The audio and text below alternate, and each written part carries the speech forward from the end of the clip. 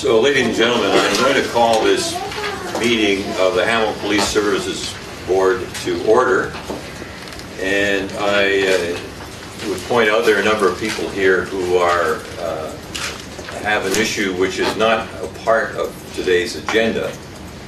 But I will speak to that. I believe Chief DeCare has some remarks that he'd like to make. I would like to welcome Councillor Bernie Morelli back.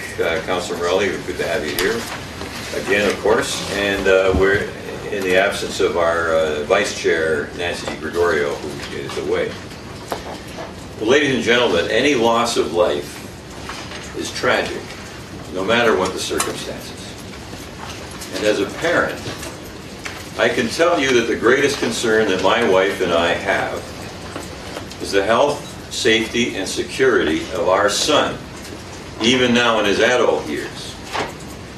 I don't even want to imagine having to experience a knock at the door or a phone call with news that no one wants to hear. In this case, there is even some affinity between me personally and the grieving family, because my father and Mr. Messich's father came from the same culture and spoke the same language. The matter is now within a mandated process, and that prevents me, as the chair of the police board, from making any public statements regarding the investigation. As to private words to involved individuals, I have no control over where those words might be shared or how they may be interpreted. That is my statement with regard to this matter, and I now ask Chief DeCare to make his comments. Thank you, Chair. Chair and members of the board, Sharon Dorr and members of the Messick family and the Dorr family. As the Chair has said, any loss of life is tragic, and our condolences go to all family and friends that lose loved ones. Every life is a precious life and is delicate. Each time the Hamilton Police Service finds the right time and the right way to express our condolences, and it is not during an active SIU investigation when we do not know the facts and we cannot share accurate information with family members. The SIU mandate is to investigate the conduct of police that may be criminal in nature and has directly resulted in serious injury or death. The SIU is in fact the lead agency, and they conduct an independent investigation. The SIU regulation is clear that the police cannot speak to specifics of an incident under investigation. The service is not permitted to speak to witnesses that are subject to SIU investigation or questioning, and this is not discretionary. We are mandated by the regulation, and the Hamilton Police Service must and we will comply. And we will comply in every case. Compliance with the law by the police builds public trust and confidence. The decision of the SIU will answer many questions in any incident, but those words that help us to understand, to explain, and to comprehend will never remove the very significant loss in a personal family's lives. And so to Sharon, the Dorr family, and to the Messick family, I offer to you my personal and heartfelt condolences at this very significant loss in your personal life. The family, in every incident, they have questions, they want answers, and they deserve answers. And we will ensure that they get those answers to the questions. We always do. The Hamilton Police Service fully supports the oversight and the governance bodies in place. The evidence of our members will be presented in any legal proceeding, where it will be provided by the officers, it will be tested by rigorous cross-examination, by competent counsel, and decisions will be rendered within that legal process. Regrettably, for the family, for this community, and for our members, most opinions have been formed before any facts and evidence have even been presented, and the Hamilton Police Service will not participate in this. Although some have described and encouraged others to believe that the positions of the family and the police are adversarial, they in fact are not. We have the same common goals, and they include, among other things, community, public and officer safety. Both the community and the police expect that we use the minimum level of force in the delivery of policing services in our city. This is reflected in our policy and it is reflected in our training.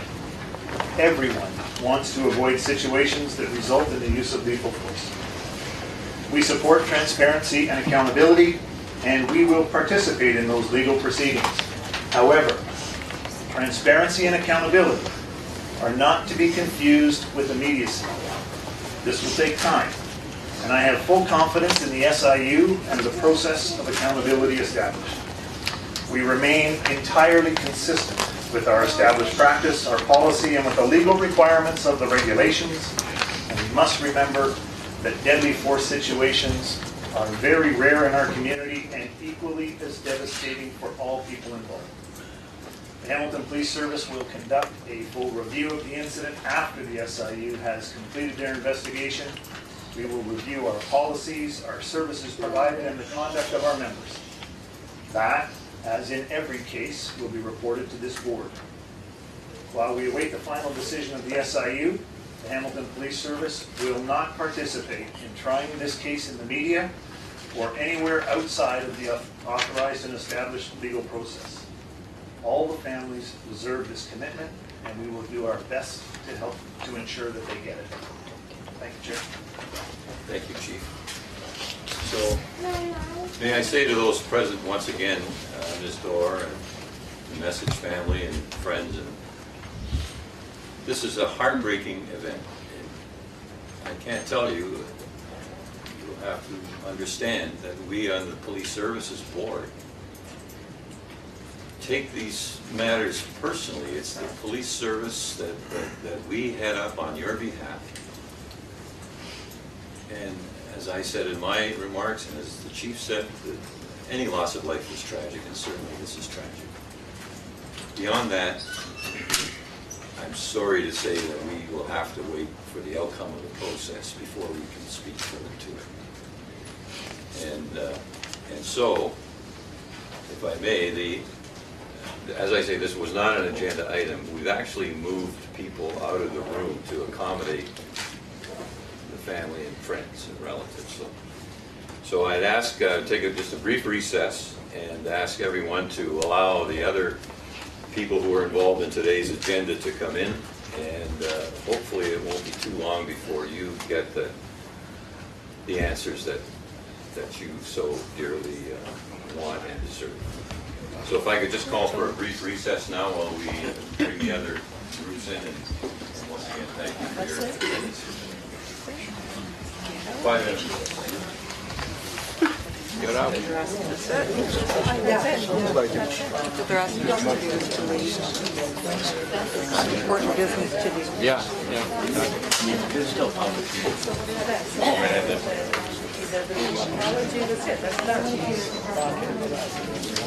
Once again, I need to ask everyone to clear the chamber and allow the other participants on our agenda the space to occupy. I have a question, Mr. Mayor. We don't have any. Is this not a public meeting? Yeah. Sir, this is not an agenda item of this meeting. Out of courtesy for the family, we allowed the group to come Well, in. we didn't make come our here for any statements. courtesy, sir. We came here to be part of the meeting. So you're telling us as citizens we have no right to be at this meeting? Is this what you're saying, sir? So you have a right to be at any. I just asked a simple question, sir. Yes or no? Are you telling us we cannot be here as citizens of Hamilton, and as Canadian citizens, we are not allowed to be at a public meeting? Yes, you are. We are allowed to be at the meeting? Is that your answer? Well, then we're going to sit right here. Thank you very much, Mr. Okay, Mayor. well, fine. We wanted to accommodate you folks. Well, obviously, there are constraints here. That's a matter of discussion for us later in today's agenda. And we've had people waiting outside. We have set up I believe, the Bill Stirrup room next door, although I'm not sure. Do we have streaming into that room yet? Okay, we don't. Our intention is to when we have cases where there are so many people involved in the meeting, that we would just move back and forth as the agenda moves along, so that people can. You know, I understand. Yeah. But it's a public meeting. When you Yeah. have a public meeting, you need to make space for the people that want to come, because this meeting's going to grow, not get smaller every time you have one. That's fair comment. It is, sir. Exactly. So Yeah. we are all citizens here. We're here to hear the meeting. We're interested in the tasers. We're interested in what is going on in Hamilton. Yeah. And sir, I will say The this. emergency psychiatric treatment You've pilot. refused to talk to us before. Yeah, let's talk about And that. now you're telling us to leave. So I'm not telling you to leave. then we're staying. Is that okay with you, sir, if we stay? I have no, Chief, If I can make a suggestion, Go Mr. ahead. Mayor, we have a number of presentations that are to be made, and I noticed that some of the people making those presentations are present. Right. If we move to the presentations, we may be able to free up some space as we go. okay, so we will then, Well, that's a good suggestion. Let's make some more room. Let's get a bigger room. How's that? thank you for your comments, sir. Now, You're welcome, sir. So let's move now to the presentations then.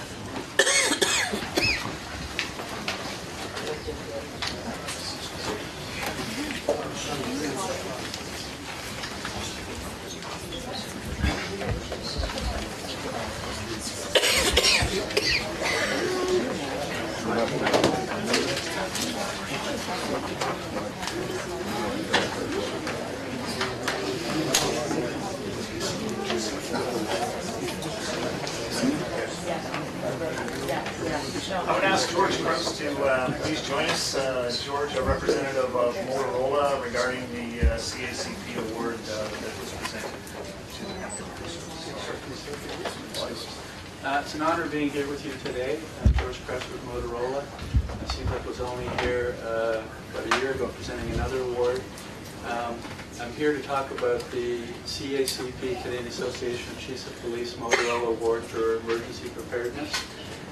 This award was inaugurated in 2009, and it basically is for emergency preparedness, whether it be man-made or natural disasters. It is open to public safety, to fire, as well as to emergency management services. This year, I presented the award at the CACP annual conference to Hamilton Police Service, to Chief DeCare, as well as Deputy Gert, at the opening ceremonies, and we thought we would take the opportunity to present this award to Inspector Calvert, and I see that Sergeant Blage is not here. However, on behalf of the CACP and Motorola for your work on the bus transportation program and the preparedness for such a disaster. So congratulations, Inspector Calvert.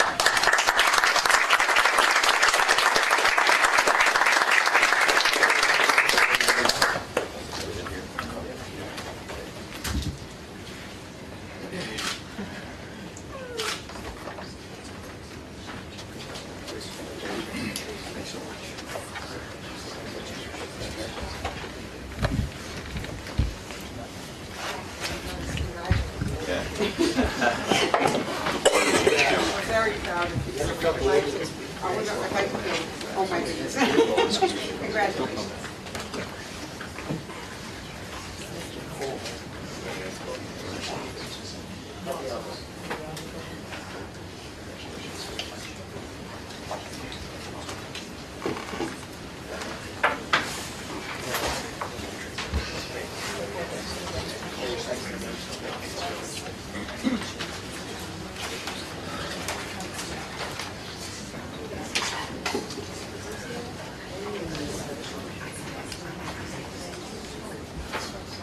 Good afternoon, Chair, members of the Police Services Board, Chief DeCare, Deputy Chiefs Leaders and Gert, senior officers, ladies and gentlemen. My name is Ryan Diodati, and I am the Chief's Executive Officer. Today, I would like to present the Member of the Month awards. I would like to call Officer Carolyn McLean to the front.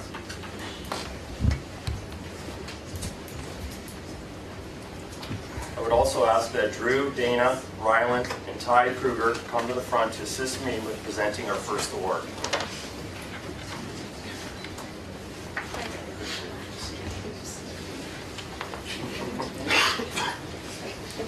Ty and his family got to see firsthand the work of the Hamilton Police Service.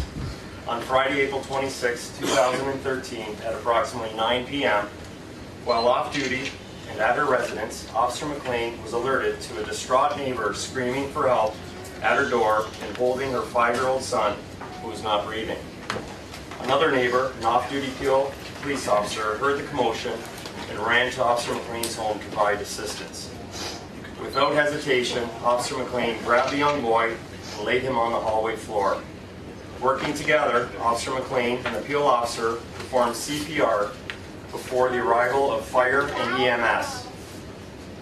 The child was consequently transported to the hospital, at which time he had a pulse and was receiving oxygen. After a thorough investigation was conducted by doctors at the hospital, the boy made a full recovery. As a police officer, you are truly never off duty, and your commitment and willingness to become involved and to provide assistance is commendable. Officer McLean is being commended for her immediate response and subsequent actions which were instrumental in saving this young boy's life. Congratulations.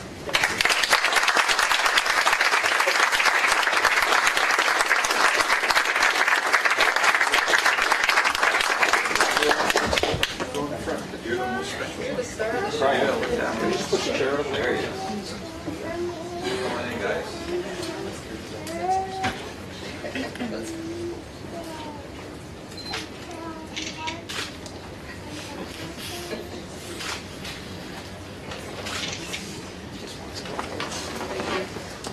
Thanks for that. That's for you, not me.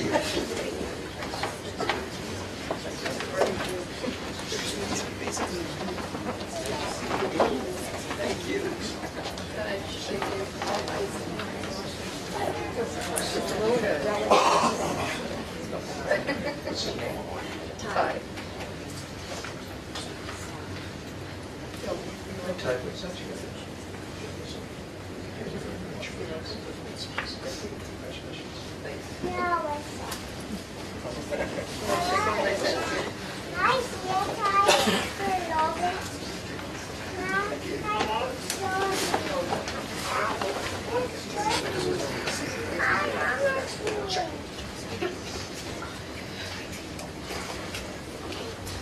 I would now ask that Officer Ed Penner please come to the front.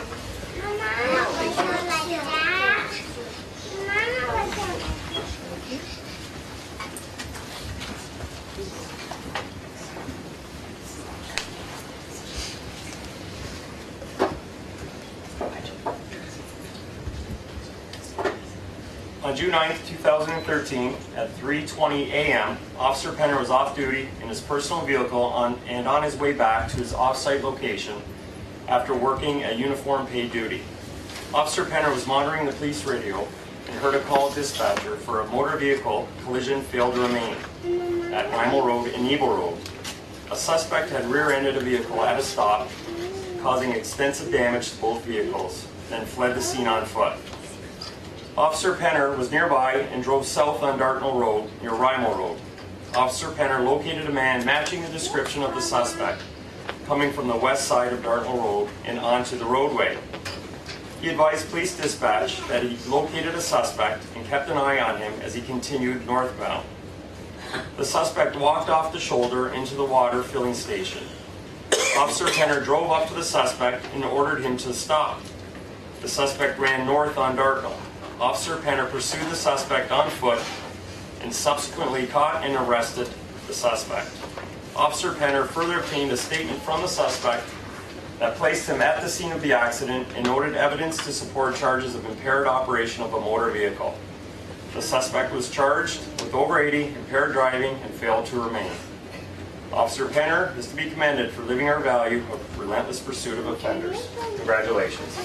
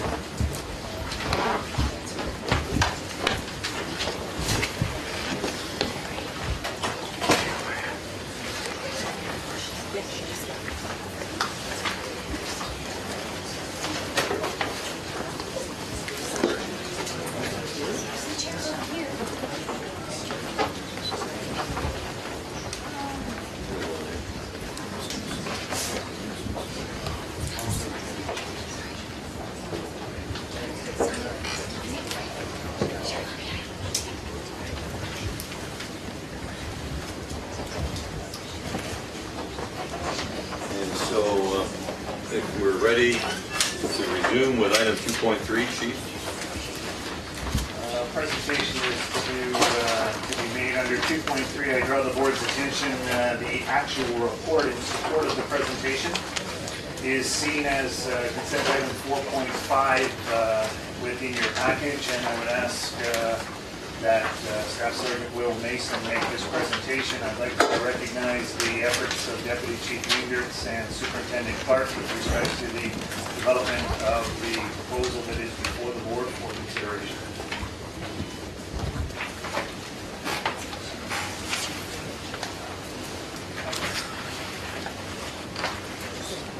Good afternoon, Chair, members of the board, Chief, and deputies, ladies and gentlemen. My name is Will Mason. I'm a Staff Sergeant with the Hamilton Police Service, and I'm currently assigned to the training branch. I'm here to talk about the recent Ministry of Community Safety and Correctional Services announcement and the proposed plan moving forward for the Hamilton Police Service. On August 27, 2013, the Ministry of Community Safety and Correctional Services made an announcement regarding the use of conducted energy weapons, or CEWs, in Ontario. These are often referred to by the brand name Taser. Ontario is now allowing local police services to decide which officers will be permitted to carry conducted energy weapons. Up until this time, only members of specialized tactical units, such as our ERU locally in Hamilton, and designated supervisors were permitted to carry CEWs. Our ERU has been carrying these since 2003, and designated supervisors since 2004.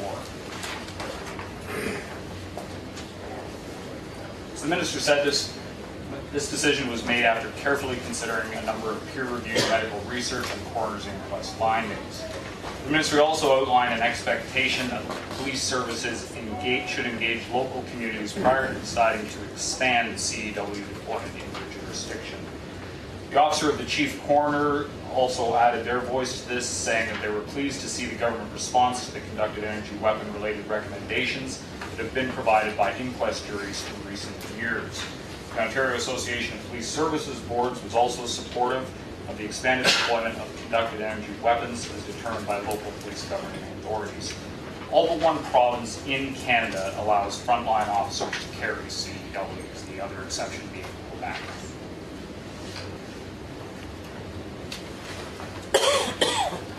CEW use is not applicable in every circumstance, and instances will still arise where officers must resort to other forms of force. However, in the right circumstances, a CEW can be highly effective at disabling a subject and bringing an incident to a peaceful conclusion. Officers are trained to assess the incident and the subject and use the least amount of force or the minimum amount of force necessary to resolve the situation. In preparing this, the Ministry looked at a number of studies, one such which is reflective of our service. The findings in police-public interaction arrests, use of force by police. Use of force only occurred in 0.07% of public police interactions. Arrests result in 4.6% of all public police interactions, and 98.5% of all arrests are done without the use of force. The use of CEW resulted in fewer citizen and/or officer injuries than either physical control or the use of the baton. 87% of all CEW uses in the study resulted in no or minor citizen injuries, while 96.7% of all CEW uses resulted in either minor or no officer injuries. The use of force incident rate in Hamilton is similarly low when put into the context of total public contacts compared to use of force incidents, resulting in a use of force reporting incident rate of 0.073% locally in Hamilton. Similarly, 3.09% of the 8,592 arrests conducted in 2012 in Hamilton resulted in a use of force incident. There are currently policies and procedures in place that deal with use of force and CEW usage in Hamilton.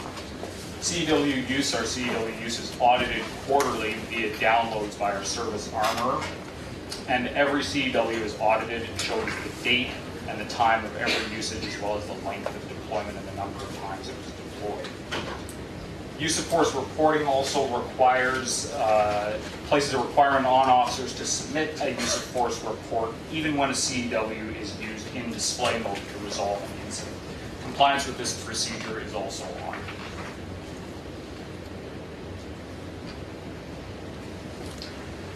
Currently, the tentative plan is that all new CEW users will require 12 hours of initial training, and that's mandated by the Ministry of Community Safety and Corrections. In Hamilton, that means that 579 officers will need to take this 12-hour training program. Currently, this is able to be scheduled from January to June, so the completion for that 12 hours of training for all officers would be June of 2014.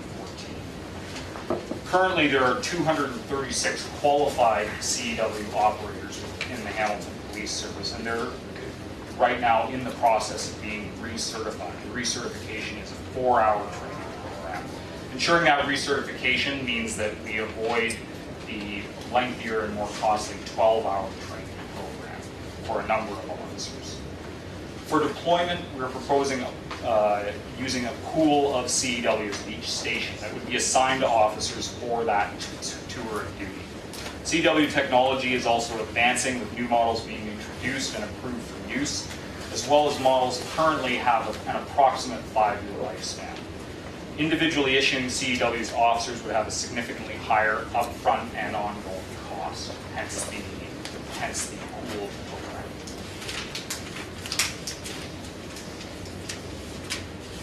So the equipment costs, which would include CEWs, holsters, tornos, and the holsters would also be pooled. They can be exchanged out on an officer's belt. Cartridges for deployment and training, as well as targets, comes to a total of $324,611.41. In order to train these officers, we'll require 2 additional instructors, and courses to send those instructors to so that they're properly trained to train our staff. As well, sending staff to this training results in a net loss of 4 officers from the street over that period. So the total of that is $667,850.62 for a grand total of $992,426.63. This plan takes into account the changing nature of the CEW device and the technology to help minimize costs where possible. This is still a significant cost to undertake. However, the CEW is considered a vital tool for law enforcement, and used properly, it can save lives. In 2012, there were 18 incidents where subjects were carrying or displaying a weapon, where a CEW was used, which resulted in no further escalation of force or requirement for greater level of force. Of these 18, 13 of those incidents involved edged weapons of some type. This is not to say that the presence of a CEW will always prevent the use of other forms of force, but having the CEW available to every officer ensures that if the opportunity to resolve an incident using a CEW device exists, the officers will be able to exercise that option. Thank you for your time. Okay, thank you. Now, any questions, Councillor Ferguson? Yes, thank you, Mr. Chairman. Well, thanks for your presentation. And I think we're making the right decision, which is to refer to City Council to see the affordability of it and test the community's will to make this expenditure. Just 4 additional items I can. Number 1 is, I see we have 66 currently owned by the HPS, and you're looking for 150 more. So that doesn't mean every officer would be assigned one. They can hand it out to an officer returning would hand it to a new officer and we'll back out again. Well, it would actually be turned in to the supervisor, and the supervisor would re-sign it out to the Same day. officer. Same day, that's correct. Or later on, there's some crossover with the shifts, hence the need for it. And we don't do that with the other weapons, do we? They're assigned to each officer? That's correct, sir. Okay. The training is a big number, and I suspect I'll hit these questions when it hits the council for us, so I'll ask you now. The training of the, let me just find that section, the 2 instructors, $226,000. That's a one-time get a bit of training? No, those 2, that's for 2 officers to be CEW instructors. So getting them But trained. once everybody's trained, Yes, there's ongoing training. So every year, every officer will require 4 hours of recertification training. because, in our world, we can fund one-time costs from reserve funds, ongoing costs, we got to levy for it. Yeah. The training is, there's a need for ongoing training. So it's, as I mentioned, some of our officers currently are going through 4 hours of recertification training. But some officers who are not trained require 12 hours of new user training.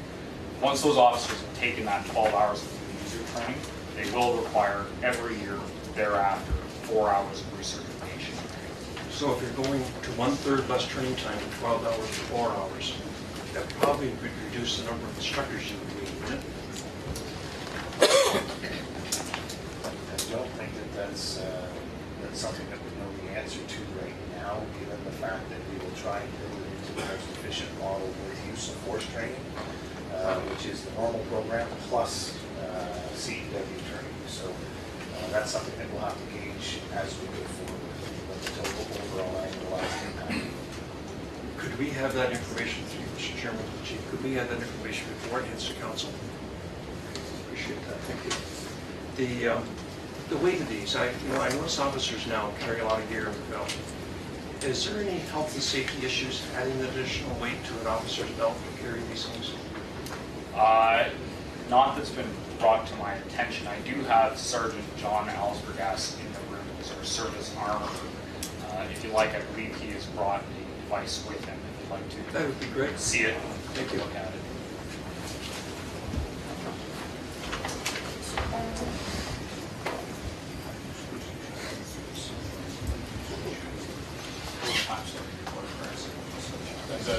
I'm sorry. Just reminding you, for shotguns, that is a weapon. They were a pooled resource.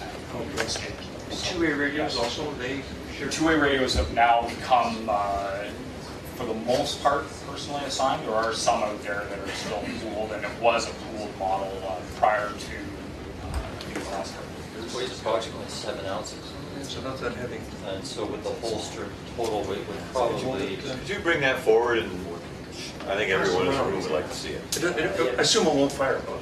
don't touch the trigger, please. Again, that device is approximately 7 ounces. With the holsters, it's going to add up probably a total of approximately 15 ounces to the belt. For smaller officers, we already have a plan in place to let them use fine mount holsters, because there's generally not enough room on the belt to use them, so they can use a fine mount holster, and it also alleviates any potential weight and or hip problems if it's on the belt. So you don't foresee a health and safety issue then with this additional 1 pound being added to No, here? not at this point, sir. We have in excess of over 200 officers that are currently CEW qualified. We've been using the CEW since November of 2004. To this date, I've been the use force supervisor all that time. To this date, there hasn't been a single concern with respect to health and safety concerns regarding the weight of the MS-26. Appreciate that, thank you. And my last question is, do I interpret it as well that there'll be 4 additional new full-time officers that will be required to be hired full-time if we implement this? So on the issue of the staffing component for those 4 officers, what the minister's regulation and announcement means is that the opportunity cost of having those officers work on the road is lost because those hours are moved to training. What needs to happen, same as in the big picture of the programs that we're running in other areas, as we run our programs, make an assessment of the impact on workload analysis, response times, according to our priority response system, we will continue to analyze that data and analyze the response on the road and make those decisions as we come forward. It's contained in this report as full frank disclosure to the board that we're losing the opportunity work costs of 6 full-time officers. 6 or 4? 2 instructors plus Well, the 4. instructors, are they officers, instructors, or are they trained from the supplier? Trained from the supplier? There are, we'll train them as master taser instructors. That gives us efficiencies in having our own people to provide training. Okay, so here then to the chief, one last question. This would fall in the same categories of training. If it goes from 12 hours to 4 hours, you'll be able to inform us before it goes to council what the savings could be if there's 2/3 or 3/4 less time required for retraining in the initial training. Because once again, As you know, Mr. Mayor, we can fund this through reserve funds if it's one-time cost. And Mr. Chairman, Chief, on page 12 and 13 actually talks about the ongoing equipment and personnel costs. And that includes the 2 full-time instructors. So you see there's approximately 81 new students or members that will have to be trained at a total of about 1,000 hours. The recertification of the officers at 4 hours is 260 hours a year, loss of 1.8 hours. And so the only question that you're concerned about is those 2 full-time instructors. And I know right now the use of force allotment that's in there are taxed to the maximum, and they can't take any more work. And I'll just ask Lieutenant Clark, do you see any reduction in those 2 full-time members that do the initial training? Will there be a reduction as they move forward? There won't be, because we'll now have 826 people to train at 4 hours, where right now we have only about 500 that we have to do 12 hours. So we're 800 people, plus approximately 81 people a year. That takes in new recruits, officers coming back from maternity leave or other leaves. So we'll have 81 people at 12 hours, and then the rest of the service all at 4 hours. So there's not a huge reduction in training needs. So ongoing costs are estimated at $635,000 every year when we move on to the program. Initial startup cost is $1 million, and about 300 and some odd thousand ongoing is about $635,000, including loss of productivity, equipment, and lease training. Okay, I won't take any more time here. That obviously, from 12 hours to 4 hours, it's going to trigger some questions of us when we get to the council floor, and we need to have a better understanding of that. But this comes from the superintendent, yourself, Jeff. Hey, don't mutter, I need to hear what you're saying. Hey, I was muttering, I was looking away from you maybe. It's already we have this. Okay. Don't want to miss a word.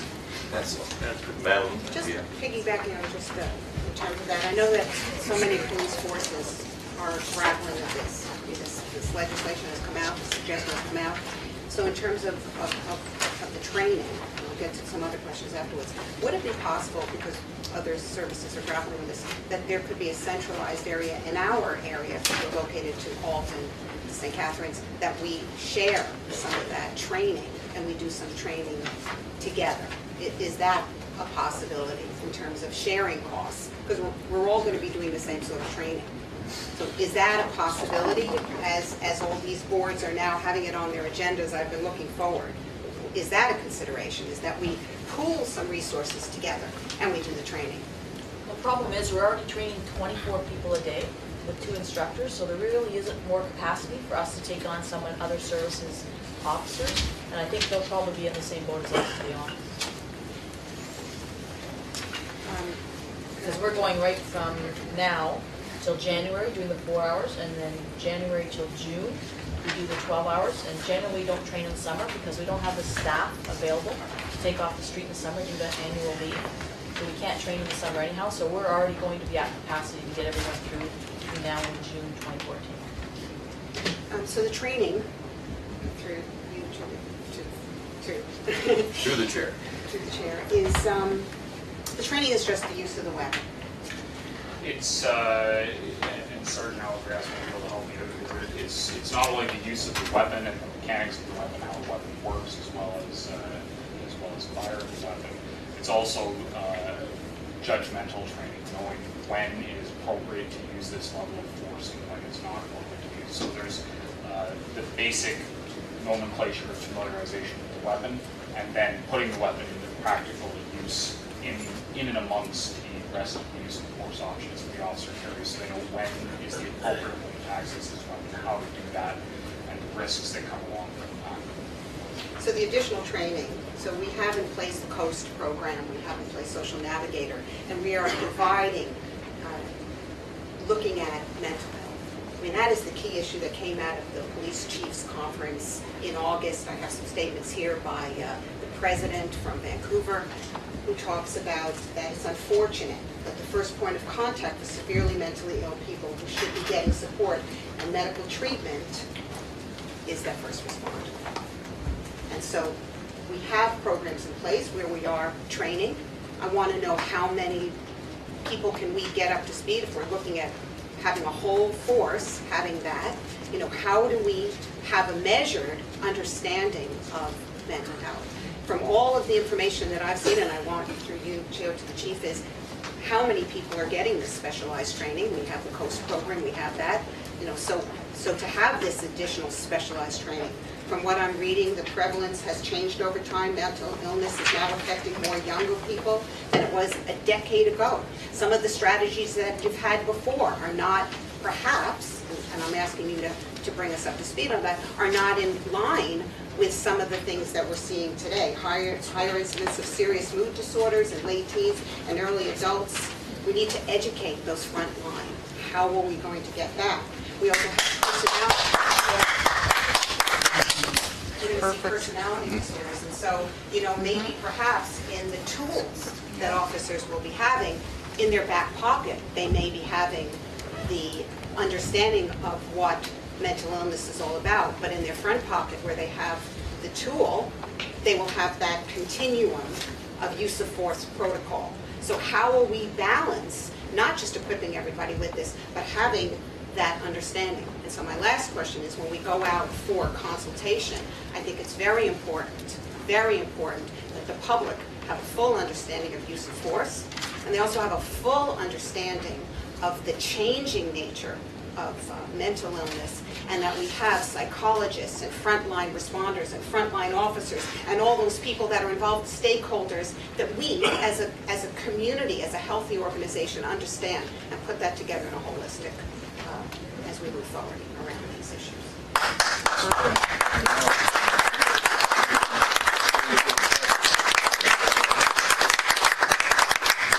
There's the question. Sir, we are not sitting in a concept. We are sitting in police services. Excuse me? Please don't clap it. Just listen. Okay, go ahead. In answer, it's a very important question, and one that the Hamilton Police Service has been investing for many, many years in providing training to our officers. And the use of force model, let's take a step back to the fundamental responsibilities in law for police officers, one being Section 25 and Section 26 of the Criminal Code. Section 25 authorizing police officers to use as much force as is reasonably necessary in law to effect their purpose. How we train and teach that is to use as little force as is reasonably possible. Section 26 of the code then addresses the individual accountability for officers for using force that is in excess of what is authorized by law. The use of force model is it's a nationally designed model. It's been around for many years. It provides a continuum of options that are available for police officers to utilize. It is all dependent on the officer being able to assess, plan, and then act on the demonstrated behavior that is presenting before them. We have provided our officers with very much training in relation to issues like excited delirium, positional asphyxia that occurs after arrest, the issues of dealing with those suffering mental illness or emotional crisis. The focus of our training is always judgment, de-escalation, tactical communication, tactical retreat, and then force options that are available to the officers as prescribed by the ministry and by statute. But I think what is most important is that this is not something that is new to police services. The provincial adequacy requires training in the apprehension of emotionally disturbed persons. That's been provided. We in the Hamilton Police Service have expanded that training to include our special constables in the custodial setting, because although we know that those that suffer mental illness do not necessarily belong in custody, there are many individuals that do get charged with offenses that do go through the court system that we are responsible for their care as well. We have made adjustments to our prisoner care and custody policies and procedure. We have established a form of bail involving violent crime where mental illness is present. This also reaches out in provincial adequacy to those that are involved with domestic violence, child abuse as well. The board does have its own policy that is already approved with respect to mental illness and emotionally disturbed persons in crisis. it goes further. The board's policy also addresses addictions and vulnerabilities that present in the people that we deal with. We have utilized through the Ontario Police College and through the Niagara Regional Police, the Ontario Police Training Video Alliance that we are members of. We have provided our officers with training using video. We have provided them with experiential training through their block training. We have provided the members of our service with Assist and Safe Talk, which is suicide prevention intervention strategies, particularly our call takers and our dispatchers. Right from the very first call that we receive, we have the opportunity for our dispatchers that are trained in these intervention techniques to attempt to establish rapport, to talk, to communicate, obviously with the goal of de-escalating. You mentioned COAST. COAST, we were the first program in the province of Ontario to put this in place. COAST is not a 24-hour-a-day, 7-day-a-week program that is available. We would certainly like it to be. It offers an alternative response strategy for those in crisis. And it is well built within the medical community already. They have a very thorough understanding of that resource that is available. Here in Hamilton Police, we have also reached out and established a protocol with St. Joe's Hospital on dealing with the apprehension of those that suffer mental illness and the removal of stigmatization and getting them into the proper care in a much more expedient fashion. You mentioned as well what we have in place, the Social Navigator program, and the board is well familiar, but for the members of the public here, the research was done about the Hamilton Police Service and how many times we interacted with the same people and what the reasons for that were. We found that we were interacting with some people every 2 or 3 days, our paramedic partners every 3 or 4 days, our emergency room every 5 or 6 days. The Social Navigator program is built and predicated on the premise of providing those that require the services to get them much earlier, to get them upstream, so that first of all they're not interacting with the police and the judicial process, but also that they're getting the proper care much sooner. And what we have done is we've changed that Social Navigator program from an officer to a paramedic who is trained in social work, and we're able to intervene in getting people on the right path with our community partners, those being the ones that have services to provide. I think it's important that we keep in mind that we have started our training in tactical communication back in August of 1998. And some of the tactics that are taught are about venting of the situation, allowing people to get some of that anxiety out. We teach proxemics, we teach separation, we teach supportive questions, we teach tone and inflection. We also have dealt with the issue of protecting people and making apprehensions of those that are armed with edged weapons, that being distance, reactionary gap, and providing alternate use of force options. We have provided, as I mentioned, training in suicide intervention, and this has been driven through the province through adequacy standard. And there have been people like Dr. Peter Collins who have actually been contracted at times to come out and speak to people on the scene to be able to help us to de-escalate issues. We have, as I mentioned, provided training in excited delirium.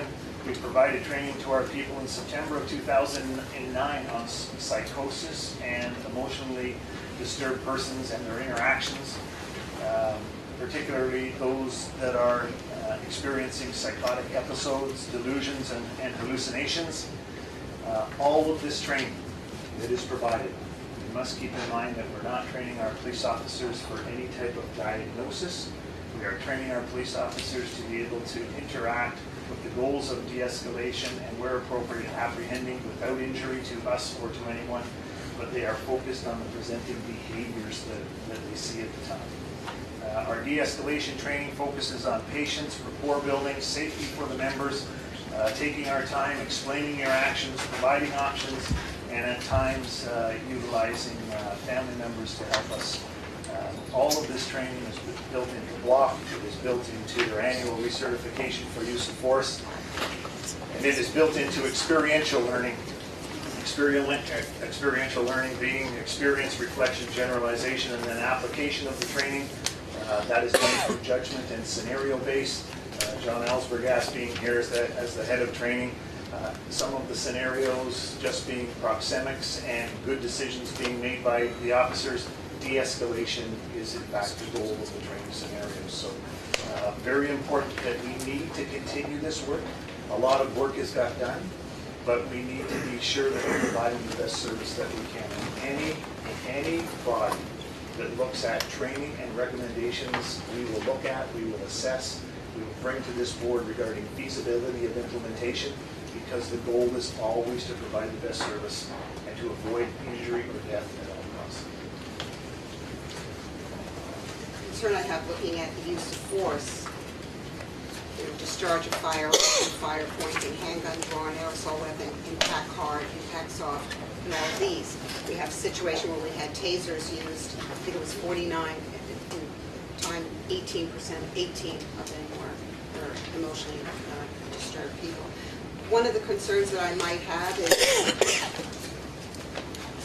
is in an incident where you have impact hand, empty hand, a taser might be used in those incidents, and so we would see a rise in a use of taser use as opposed to other uses. Can you speak to that in terms of the training from off the go? I mean, people have a taser and it's new, and you've had this training on it 12 hours, which 12 hours is not a huge amount of time. Some other provinces, I think I heard it was 18 hours. I think in the United Kingdom, in England, I think they had 18 hours and more training. Same thing with the psychological. So we've heard studies that less injury and all of that in use of a taser. So, where can you see some of the slippery slope in terms of moving from one type of force issue to the taser? Because, yeah. The section of the report you referred to in relation to impact hard or soft, that is in fact officer behavior, not subject behavior. And it is, again, the use of force option that is available to officers along with presence and everything else that's in use of force. It is important to recognize that by putting more conductive and weapons out there, it does increase the opportunity for their use. That's why we're putting so much focus on the training and the use of good decision making in that. There is in history in policing in the province of Ontario an increased use of the CEW in relation to those that suffer mental illness. That is true. It bears out in every jurisdiction. I think the thing to remember there is it is a less lethal force option. It gives us another tool to be able to deal with this. I also must comment that it is not the panacea for not using lethal force. There are circumstances that present themselves very quickly where this will not be a viable tool. Where communication will not be a viable tool, where a baton or anything else may not be viable, and that the firearm is the appropriate response. That said, we want to give the officers across the province every opportunity to resolve these. And what the issue of the ministry is availability of this tool. Yes, we have them on the road. Yes, they're in the hands of supervisors. When supervisors get tied up, they go to other calls. They cannot, in fact, get there fast enough to be able to use this as a method to de-escalate the situation and get everything under control. So I would expect that yes, the numbers will go up because of the availability, but I am confident that the training plan and the law and the policy and the accountability measures that are in place now will provide us the assurance that our officers will use them in a responsible and legal way. Member Morelli. Just briefly, Mr. Chairman, you, Chief, has there been any chatter or discussion within the ministries, federal or provincial, about funding, potential funding on a special basis? I mean, obviously, we're heading for an election. Clearly, this is a key item. I think your points just made were well made, by the way. This weapon does not solve all the problems, but certainly would be an additional item to do what we need to be able to do. But has there been any talk, like in the past, of going to the ministry, especially the feds, who have not really picked up the ball probably as well as maybe the provincial province has for us in the past? But they're the ones that are pushing this. Can you tell me whether there's been any discussion at that level, either there or at the OAPSB as well. I know that former Chair Gregorio is not here, but that too has to be another shrewd avenue. Given, I'm looking across the table at my good colleague, Councilor Burge, and I'm looking at another $900,000 or in $1 million budget. All those efficiencies of training that we've discussed, and all those things will be milked to death, I'm sure. But that's still a lot of money even up front, and I'm expected to grow. So if there hasn't been any chatter, it would be my certain suggestion that we certainly make a motion at this table, at some particular point, that we work with OAPSB and the CACP as well as the individual administrators to look at funding to cover costs such as this, which are not going to decrease in the future as well. So another thing. So through my comments. Would you like to put that motion? I'll make the motion at the appropriate time. I would just like to make sure that it's crafted correctly. So if I could have the secretary take my comments and craft something and come back, Mr. Chairman. Later, we'll get to that. Thanks. Any other comments? Sergeant, thanks so much for your presentation. And move to receive. Two more quick questions. Oh, sure. One question is, do recruits coming in, when they go through police school, and once again, second meeting, do they get trained in tasers there? Answering part of Mr. Morelli's question and this, there has been no discussion at the ministry for providing the funding. There has been a lot of discussion requesting the ministry to provide funding. So we'll continue those avenues. I breached this very issue with the people of the Ontario Police College, the recruits being in their facility for that period of time for initial recruit training.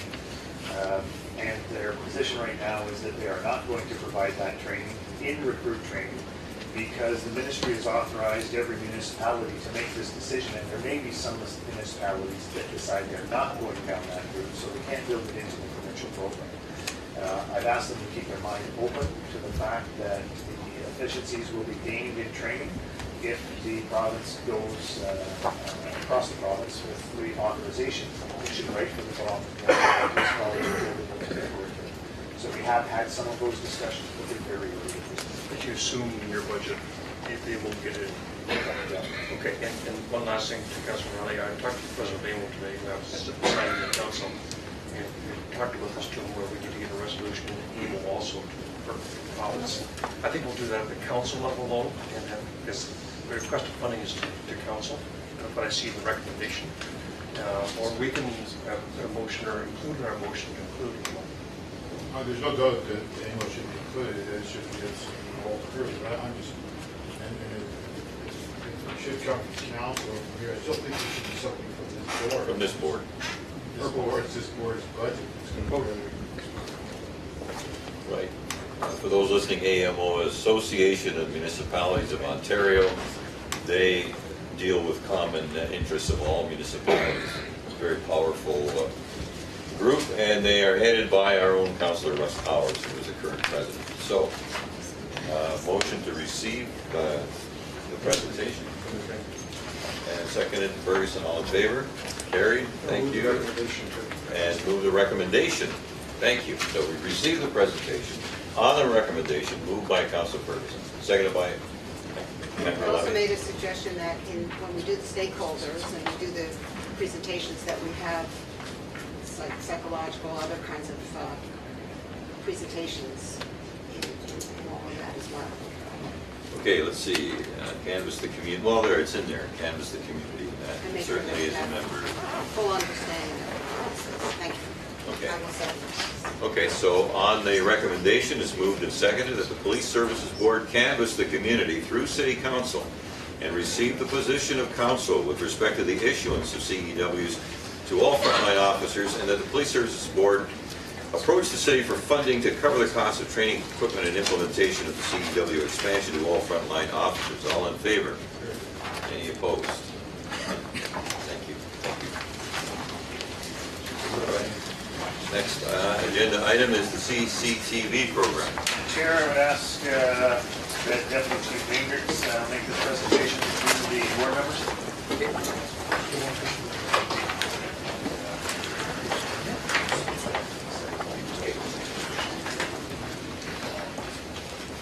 Okay.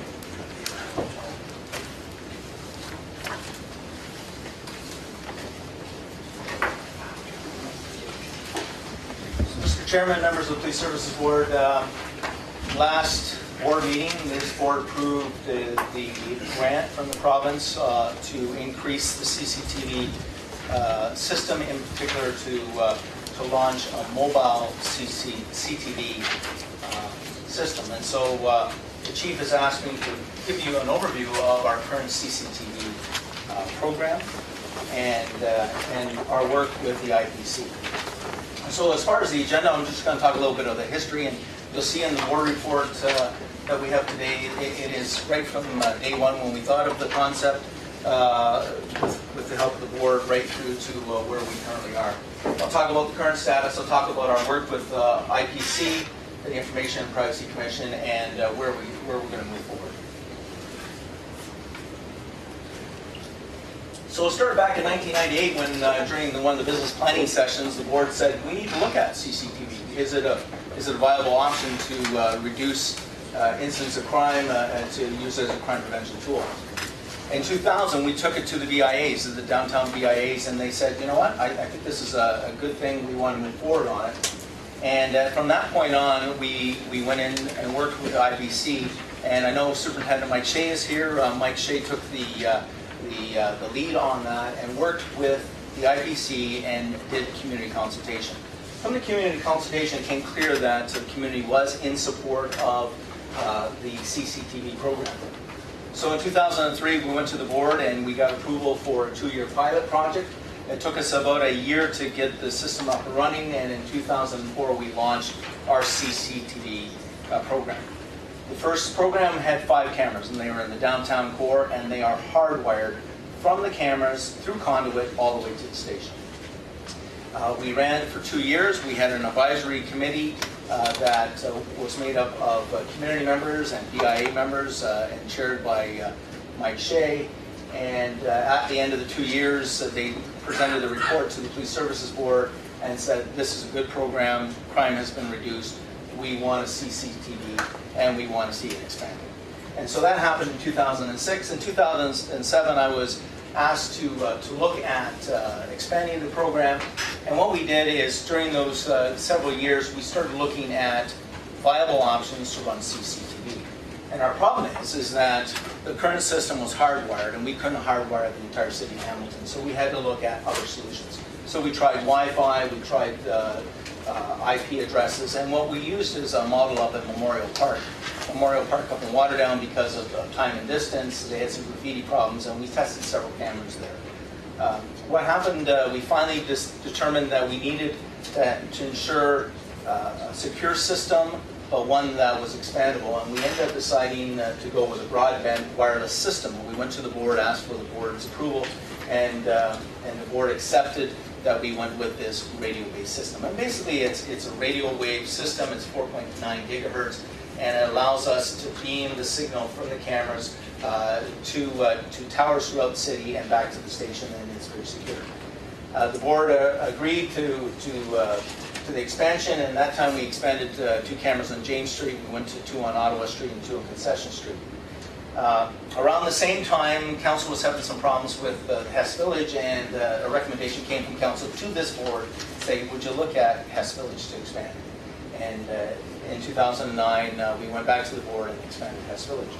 And in 2011, we came back to the board for additional money, where we upgraded the systems. We added another camera on King Street, and we also increased a better monitoring system, which is now located in the Community Mobilization Branch. So current status, we have 4 cameras in Hess Village. We have 2 on Concession Street. We have 2 on Ottawa Street. We have 2 on James Street, and we have 6 on King Street. If you, in your report, you saw that the decisions to where these cameras would go were in consultation with the local councillors, with the beat crime managers, and the superintendents of the area, where the cameras should go. As I said, it's a 4.9 gigahertz system. That is a system that only emergency services have, so it's a secure system. We own that width. There's currently 16 cameras, and we have brand new monitoring stations. Where we've gone now is through the work of Inspector Scott Roston. We have our auxiliaries that currently monitor the systems, and we keep a regular log. So it's become a very effective system that is overlooked by the inspector and also a staff sergeant that works out of community mobilization. During the last presentation involving this mobile camera, there were some concerns about have we approved the use of this through IPC. Well, I need to tell you that we work very closely with IPC, and we have since 2002. And actually, if you look at their guidelines, a lot of the work that for them to create their guidelines in 2002 was the work that Hamilton did. Their guidelines have since been updated in 2007. There were three issues that were actually brought up: the 72-hour retention, audits, and the reports to the board. Dealing with the 72-hour retention. We in Hamilton do have a 72-hour retention policy as per the guidelines of IPC. However, we store the information for 2 weeks. But if anyone asks to access the information past the 72 hours, it's not allowed. And the reason we store the information for 2 weeks is that because we don't, it's an administrative issue that we don't have sufficient staff to ensure if a request came in at the 70th hour, that we can in fact secure that information. And so without losing that valuable investigative technique, we've actually stored the information for 2 weeks.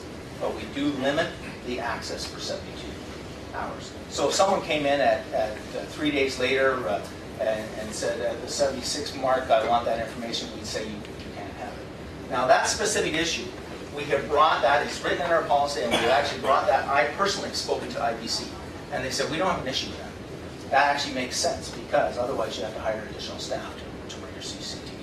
So the 72-hour issue is not an issue.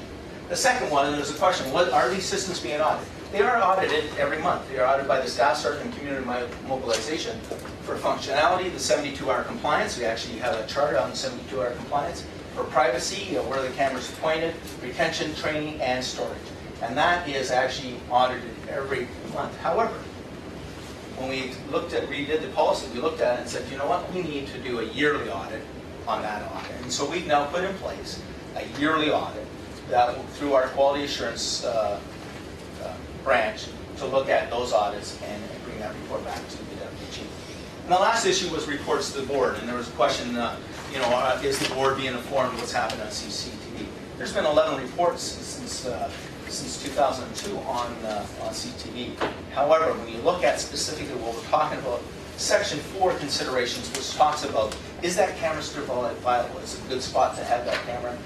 Those considerations have not taken place. And so what we've done is, when we've changed our policy, we're now going to bring a report, that yearly report that the community mobilization puts together on crime prevention, and in that crime prevention report, there will be a section on CTV. Why not tell the great stories that CTV has helped us? It is actually making our community safer, it's helping us with arrests, and we're having some great success with it. So we've now included in that. I brought this quote because it's a specific quote. You see it right in your package.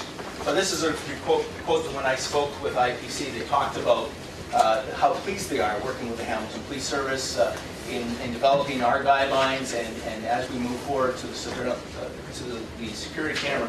But in particular, I want to show you right here. I wish to note that our guidelines are designed as a resource to assist organizations. They are not laws that can be violated. And again, they're very pleased with it. So what's happened moving forward? We have updated our CCTV policy this month. And this policy actually was sent to the IPC, and they have a copy of our policy, and they're very happy with it. We're continuing the dialogue with the Privacy Commission on the deployment of the portable unit. We haven't even purchased the unit as of yet. We haven't created the SOPs, the standard operating procedures as of yet, but we've already included it in our policies, and we'll be working with IPC to do that. We have established a new audit system, as I said before, to ensure compliance through our quality assurance. We're now going to include an annual report that comes to this board through crime prevention, and we've updated our website. And that actually gives you a complete overview of CCTV. Any questions around the table? Go ahead. The licensed spectrum, the 4.9 that you're talking about, is that, it's a point-to-point? Yes, it is. And is it one camera per link, or is it multiple? It's multiple cameras. A lot of the work during 2007 to 2009 was getting that licensing, because now the Hamilton Police are actually registered in this area for repeaters. What we have is repeaters, and the repeaters go from the cameras, line of sight, point to point, to a repeater on Hess Village, one of the towers there, and they all get sent up to the Henderson, and then from Henderson back to this surface, and that gives us the control. The system is expandable up to about 100 cameras right now. But we're having great success with it because it's almost like the cameras that operate downtown, which are hardwired still. We still have the 6 cameras that are hardwired. If we want to control them, we have instant control. There's no lag on it. And the quality is spectacular. So I'm glad you brought up the hardwired cameras. How is that coming back to? They're actually fiber wire connected to the cameras. Now we've since, during that refit in 2011, we actually went to a new digital camera because the original cameras back in 2004 were fiber wire, but they also had copper wire going for the controls, and we just didn't have the controls. The copper wire is actually deteriorated, and so we went back and swapped out the cameras. We have digital cameras, and it's all fiber control. But that fiber actually comes through all the way down King Street, down Walnut, and into this building, and then up into the system. And who is that? Whose fiber is that? It's ours. We own the fiber. You own the fiber? Yeah. Okay, so are you also aware that the city is actually putting in a number of connections into all their intersections for their traffic controls? Have you looked at peering with them on projects like this?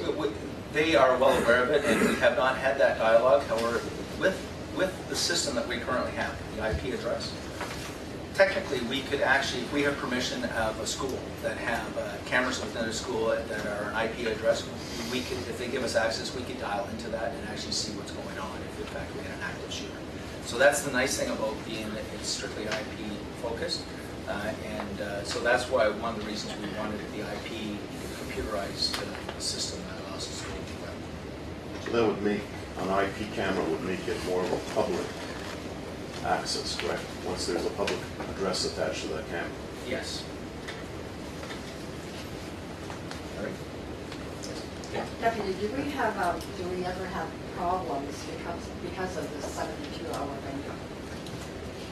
Denying requests.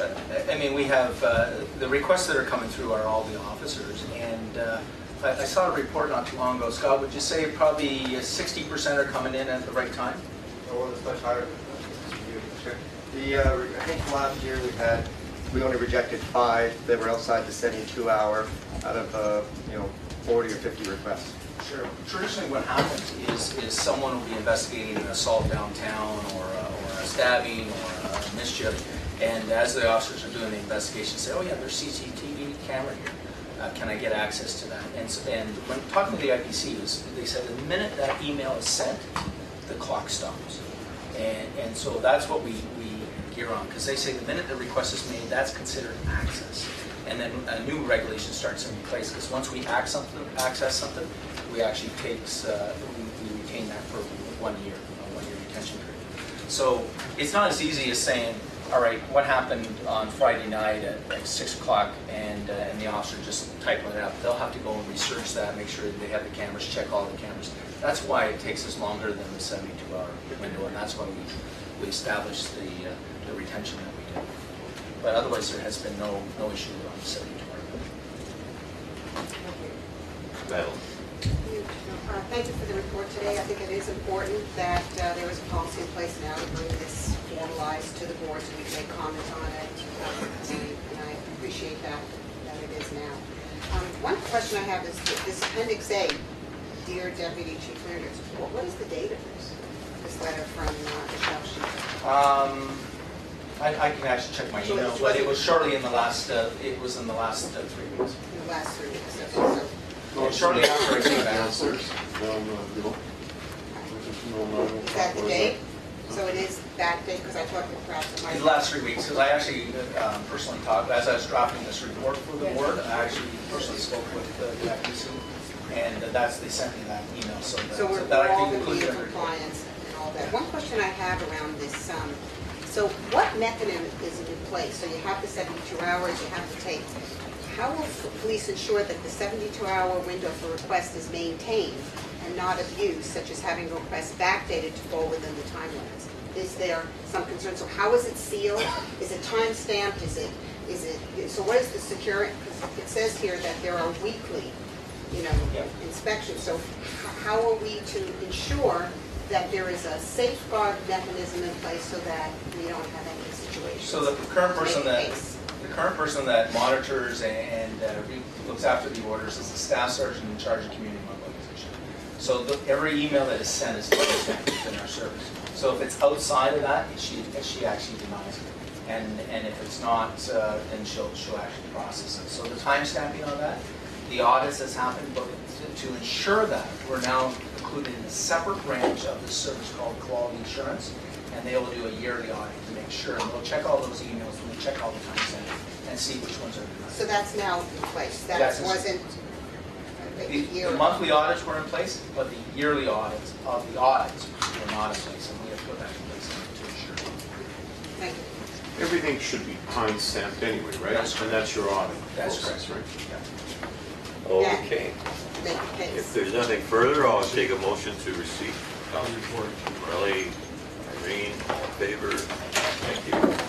We have the StatsCan police reported crime report. Chair, members of the board, I'd like to recognize the work and effort of Deputy Judy Irvine, and I would ask to make the presentation regarding the Stats Canada report on police reported crime.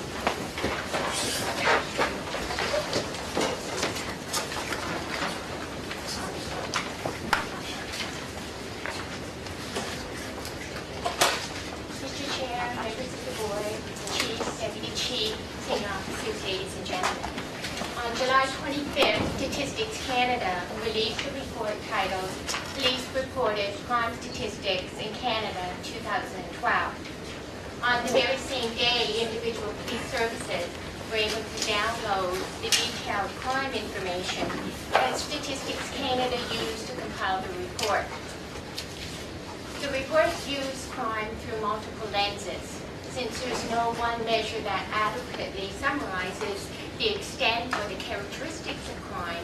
Different approaches serve different purposes, and together they provide a more comprehensive view of the crime situation across the country. The purpose of this presentation is to review the crime trends in Hamilton over the past 10 years, as well as the 2011 to 12 year-over-year comparison. My name is Debbie Gifford, and I'm the research analyst in the corporate planning branch. And my co-presenter is Rita Irvin, and she is the manager of corporate planning. And over the next 15 minutes,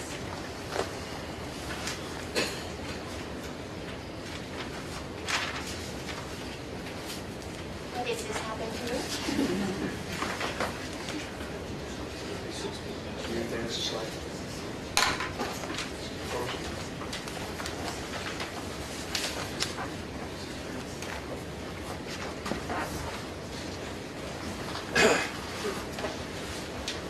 Okay, it's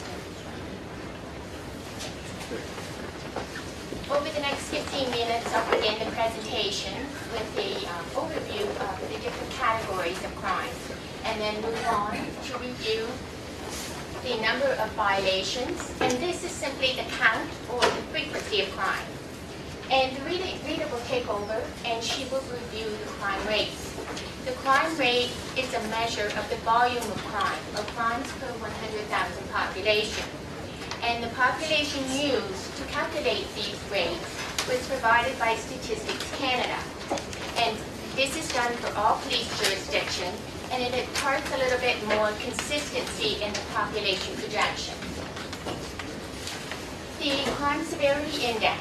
This is a measure of the seriousness of crime. Each individual crime type is weighted according to the severity of the sentences handed down by the judge. So the more serious crimes have more of an impact on the fluctuation of the crime severity index. The clearance rate, this is a measure of the percentage of crimes cleared by charges or otherwise. And then the weighted clearance rate, this is based on the same principles as the crime severity index, whereby more serious offenses are assigned a higher weight than less serious offenses. So for example, clearing crimes such as robberies or break-and-enters represent more of a contribution to the weighted clearance rate than crimes such as mischief or disturbances. The number of charged persons, this is the actual number of adults and youth aged 12 to 17 that are charged with an offense. And lastly, youth crime. Youth crime is the actual number of youth aged 12 to 17 that have been either charged or not charged with an offense. Traditionally, crime is grouped into 5 major categories. Violent crimes are crimes against the persons, such as robberies or assault, and there are 21 main crime types in this category. Property crimes are crimes against property, such as break-and-enters or frauds, and there are 11 different crime types in this category. Other criminal code offenses include 7 main crime types, such as counterfeiting, child pornography, administration of justice, etc. Criminal code traffic violations include the impaired driving and the other criminal code traffic violations such as dangerous driving or drive while prohibited. And lastly, the federal statute violations. This includes the drug crimes, the Youth Criminal Justice Act offenses, as well as other act offenses. The most basic way to measure crime is the count. And this table shows the number of violations in Hamilton between 2003 and 2012, grouped by the crime category. Over the past 10 years, there's been a substantial reduction in all categories of crime except for the federal statute violations. This crime category has almost doubled over the past 10 years, but only a minimal 0.9% increase in 2012 when compared to 2011. And I'll be talking a little bit more about this crime category in a moment. Now, this downward trend is also apparent when comparing the 2011 and 12 numbers, with the greatest percentage change of minus 17.5% in the total number of violent crimes. This is a substantial decrease, and it is also the greatest year-over-year decrease that has occurred in the past 10 years. This next table shows the violent crimes broken down into the individual crime types. As seen in the previous table, the total number of violent crimes has decreased by 24.2% in the past decade, with notable decreases in sexual assault level 1, minor assault, robbery, and threatening or harassing phone calls. When the year-to-year numbers are compared, we continue to see decreases in sexual assaults level 3 and 2, all 3 levels of assault, total other assaults, uttering threats, and threatening or harassing phone calls. And this results in a decrease, a total decrease of 17.3% in the total number of violent crimes in 2012. This table shows the number of property crimes broken down into the individual crime types. And the total number of property crimes has decreased by 28.8% in the past 10 years. And specifically, break-and-enters and theft of motor vehicles fell by half, and there was a 25 and a 27% drop in theft under 5,000 and mischief. However, possession of stolen goods has almost quadrupled in the past 10 years. And this is due to changes that were made by Statistics Canada in the Uniform Crime Reporting Coding back in 2006. And looking at the year-to-year comparison, the total number of property crimes has decreased by 1.4%. However, there are increases in break and enters, theft over 5,000, identity fraud, and arson. This table presents the number of other criminal code crimes, traffic violations, and federal statute violations. And over the past 10 years, the number of other criminal code violations has decreased by 35.5%, and traffic violations dropped by 12%. Again, looking at the number of federal statute violations, it's increased by 95%, and this increase is driven by drug enforcement efforts. So if we look at the drug numbers, it's a significant increase. It is almost doubled over the past 10 years, and this increase is driven by possession of cannabis, cocaine, and other CDSA drugs. Now looking at the 2011 and 12 numbers, child pornography has doubled over the 2011 numbers, while possession of cocaine and other CDSA drugs has increased by 11.9% and 56.7%. And now Rita will take you through the rest of the presentation.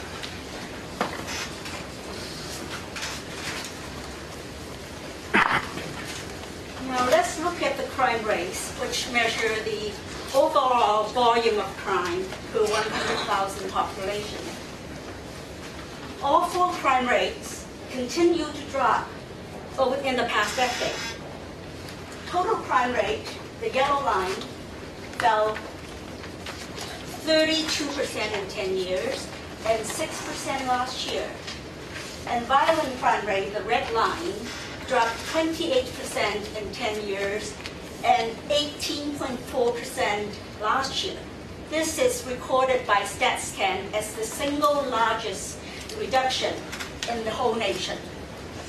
And property crime rate fell almost 32% in 10 years and a small 2% decrease last year, while other criminal code crime rate, the blue line, fell 40% in 10 years and 2% last year. As Debbie mentioned, Crime Severity Index, or CSI for short, measures the seriousness of crime. In Hamilton, all three CSIs started off roughly around the same range of 105 and 108 in 10 years ago. It's interesting to note that 10 years later, they also end up roughly together, but at a much lower range of 70 to 76. And while it's total CSI, the yellow line, and green line, the non-violent CSI, continues to drop in the past decade, violent CSI, the red line, had a lot of ups and downs. And starting off with in 2003 with a decrease, and then a substantial increase in the following 4 years, all the way from 2005 to 2007, resulting in a high level of 120. This is the highest level that we've ever seen in the last 10 years. And then I should point out that followed by a very substantial 35% drop in the last 6 years. I really should point out that it was in 2006 that the service implemented the Neighborhood Safety Program. And then the following year, in 2007, the board approved the integration of the guns and gangs strategy, as well as the integration of the enforcement unit, weapons enforcement unit. So we are seeing that 35% decrease as a result of that. And then in 2010, the action strategy, anti-violence strategy, replaced the guns and gangs and enforcement unit, and then also reinforced by the Social Navigator program. The result, 3 years later, 22% reduction. Just past year, 13.7% reduction. So we have seen not just the decrease in numbers, but now decrease in the volume of crime, violent crime, and also the seriousness of the violent crime. So some might suggest that this reduction in violent crime probably happened by accident. But here, the evidence shows you that it's really happening by design, is as a result of our intervention. This table shows you how our CSIs rank provincially and nationally. Although we have seen a decrease in the past 6 years, last year, Hamilton's total CSI, violent CSI, and non-violent CSI are still quite a bit higher than the provincial averages by 13.1, 7.2, and 14.7 points. And however, compared to the national averages, though, we are quite a bit lower by 3.9, 4.7, and 3.5 index points. So here we're going to look at another traditional measure, the clearance rates. Looking at the graph, it's really encouraging to see that our 3 clearance rates for violent crime, for property crime, and for other criminal code violations, they continue to increase, and we are seeing improvement in all these areas. So it's really encouraging news, although there's still a lot of work to be done here. And as Debbie mentioned, StatsCan introduced a new crime measure that is the weighted clearance rate in 2010. It's really encouraging that this graph really reinforced the findings as the previous one. Over the past 3 years, all 3 weighted clearance rates continue to increase. We are improving them. So here, this table shows the total number of charged persons, adults and youth charged for all the different categories of crime. In general, the total show a similar trend. The numbers declined sharply between 2003 and 2006, and then began an upward trend in the last 6 years. And the only exception is the federal statutes, which saw a continuous increase in the past decade. And comparing 2001 numbers, we see declined numbers of charged persons in 4 categories. In the total criminal code violations, including traffic, excluding traffic, in total violent crime, and also in property crime. So those are the 4 categories that saw a continuous decline last year. And lastly, about youth crime. And youth crime, as Debbie mentioned, is defined by StatsCan as the total number of youth charged as well as not charged. So this chart shows that the total number of youth crime for all the different categories of crime, most categories saw a downward trend over the past decade. Again, the only exception is in the federal statute violations. However, if we look at the 2012 numbers, we did see an increase in 2 categories, in the total other criminal code violations, as well as in the total criminal code traffic violations. So in summary, we have seen significant decline in our crime in all categories over the past 10 years. The exception is in the federal statute violations. Because of our enforcement efforts, we're seeing drug offenses have increased 92% in 10 years and 8% last year. And total federal statute violations have increased 95% in 10 years and 1% last year. And in addition to the decrease in numbers, we're also seeing the volume of crime decreased. And so the volume of crime, which is a crime rate, is also decreasing at a very significant pace. And we are seeing especially decrease in the violent crime rate, dropped 28% in 10 years and fell 18% last year. And in addition to the numbers decline, also the volume of crime, we're also seeing the decrease in the seriousness of crime. So that the violent CSI, for instance, dropped 27% in 10 years and decreased 35% in the last 6 years and fell 14% last year. While so crime is reducing, but at the other front, we're also seeing an increase in our clearance rate. So good things are happening, and that we know that there's also a lot more work to be done. So in crime rate, in terms of the youth crime, we are seeing a continual decline in the past decade.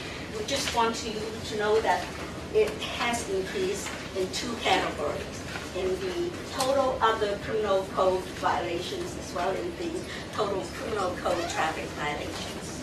That concludes our presentation. If you have any questions, we'd be happy to answer. Thank you. So do we have some questions? Go ahead. Great presentation, thank you. Thank you. Just one question, no pet peeve of mine. What population did you use for Hamilton? Population. Oh, okay. So the Statistics Canada population, which is 544,213, and we work these statistics using all the population. So using the 519, using the Statistics Canada population of 544, and then using the OMRI population, which was 535,234. And we are still seeing very comparable decreases in all the categories. So for this presentation, what denominator did you use, 535 or 541? No, Statistics Canada provided the population to all police jurisdiction. We use 544,213. Their number. We're getting closer to what we've been in the past. For what it's worth, the census said our population is 518. Our staff says the census does not include university students, college students, or those in institutions. It probably goes to 530. So we're getting closer. We used to be a lot further apart in this number. It was great to see Hamilton trending down as much as they are. But it was so interesting to see that we're still doing significantly worse than the province-wide. Did you do an analysis on cities with population of 100,000 or greater, where you tend to see more crime in large cities? Actually, we are a partner of the OMRI benchmarking project that we mentioned earlier. That stands for the Ontario Municipal Benchmarking Initiative. And we have engaged in that benchmarking process. So we're looking at all of the comparable denominators and denominators, and we are in the process of finalizing all of those numbers, and that will be presented to the board at a later time. Okay. Just to expand on that, Chair, for the member, it drives at the issue of how we're doing by comparison to the other cities. So Hamilton is the 12th largest population in Canada. In Ontario, Hamilton has the highest crime severity index rating of any of the large cities, over 500,000. Of the big 12 police agencies, which you're familiar with, Hamilton is the 4th highest crime severity index rating, the 3rd highest violent crime severity index rating, and the 3rd highest non-violent crime severity index. What that means is we still continue to face significant challenges, and we have an awful lot of work to do. How do we compare to, just you don't know what I understand, but how do we compare to Toronto and Ottawa, who have downtowns like we do? Halton and Peel and Durham don't necessarily have that same situation, so how would we compare to Toronto or Ottawa? You're right, I don't have that readily available to me, but it has been well prepared through our budget process, and it was exposed to the board and to the city council last year. We've got all those numbers available. Okay, so that'll be a future presentation then. Thank you. Madeline. Thank you very much for the presentation. I know that there was a couple of months ago, we did a hotspot analysis, and so we're looking at the good work of our action strategy, our community policing. I mean, that is the state of the art today in terms of policing. But, one of the things, one caveat is, and we have seen decreases, but in another report we can hear, and speaking with violence, sexual assault, we're seeing that some of those are still being underreported in terms of domestic violence, sexual assaults. We even had a hate crimes report. And again, that area we've made some progress, but again, those things haven't been reported. reported. And then the morphine crime, elder abuse, scams and all of that. So again, a good news story, high incidence of crime for our city compared to others. But we can see that our strategy is working in the community policing, and it's really good stuff. So hats off to you for the good report, and to the chief for initiating these action strategies, which have won awards through the years, and is the benchmark for other police, because I've been to other communities where they talk about what we do here in Hamilton, so thank you for that. But again, we can't, the absence of crime too, but also the fact is that there are some areas where crime isn't as reported as. We have to be mindful of that. Right. So these numbers were elicited from StatsCan, right? So the number that would be helpful that they wouldn't get is calls for service. So can you give me an idea, give the board an idea, Chief? So this report is really raw numbers associated to frequency and volume of crime, and the information that Debbie and Rita took us through. This report is not linked to the calls for service, which historically in our city over about the last 5 years averaged about 80,000. What is important that is behind these numbers is the continuously increasing amount of time that is required to do those calls for service. And in the last presentation to the board, the increase through the last workload analysis was an increase of about 36,000 hours to do the same volume of calls. So that's things that are very, very often out of the control of the service. Ruling of the Supreme Court of Canada, a decision of Parliament with respect to legislation, a new procedure that is put in place as a result of legislation. So while we're looking at the frequency and volume of crime, we have to keep in mind the reports that are presented to the board on the 7-year strategic staffing plan, the workload analysis, which we do normally in 5-year increments, but I think, I haven't discussed it with them yet, but I think we're going to move that up a little bit. I've just given them a whole bunch of work that they're going to now have to do for us, but it's important that we measure these and report back to the board so that we can confirm our strategies or change our strategies as they need. Anything further? Rita, Debbie, thank you so much. Another great report. Move to receive. Morelli, Ferguson, all in favor. Carried. Thank you. Chief? Chair and members of the board, I'm going to ask Inspector Graham to come forward with Sergeant Missione for the presentation of the Emergency Psychiatric Treatment Pilot Project.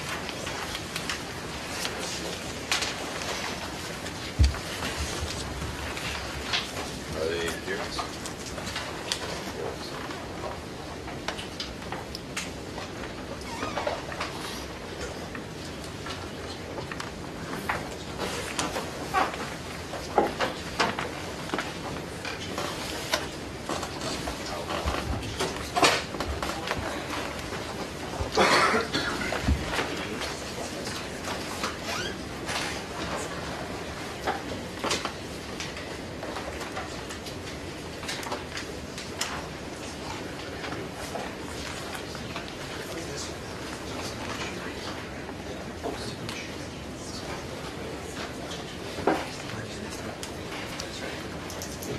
Good afternoon. My name is Sergeant Frank Missione. I'm with the Hamilton Police. Today's presentation is going to be a recap. We came to the board in October of last year, and presented the original pilot project for the EPT study with St. Joe's. This is 1 year later, final results as far as our pilot was concerned, and this is coming to the board as an information purposes presentation. My partner here, Jody Younger, who has not presented to the board before, is the director at St. Joe's as part of the psych department there, and is working direct consultation and partnership with the Hamilton Police throughout this entire period. What I'm going to do to start off here is quickly scan over history and why we started when we started, and then we'll get into the current stats. So this will be a very quick and fast presentation, but it is already presented to you folks, and it's just a recap more or less. Just press the big blue button here. Here's the side button.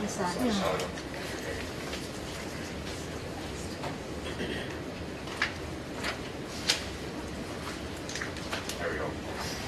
Okay, you may have seen this picture before. This is a picture of St. Joe's Emergency Department. We can recognize the ramp. In that picture there, you'll see no less than 8 police cruisers lined up in front of St. Joe's.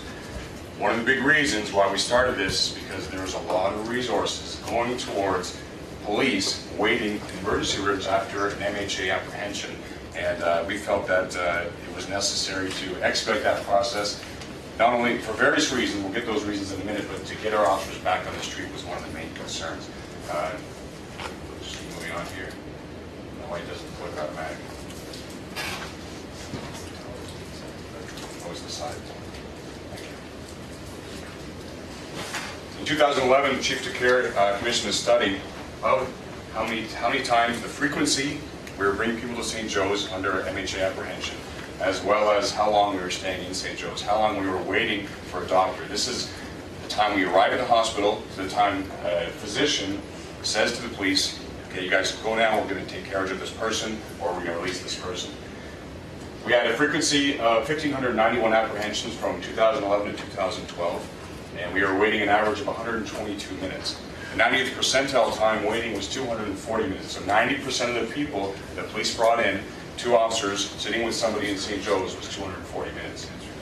The average time, when you calculate that out in police hours, was 6,470 police hours in 1 year sitting in St. Joe's waiting for these people to be seen by a doctor.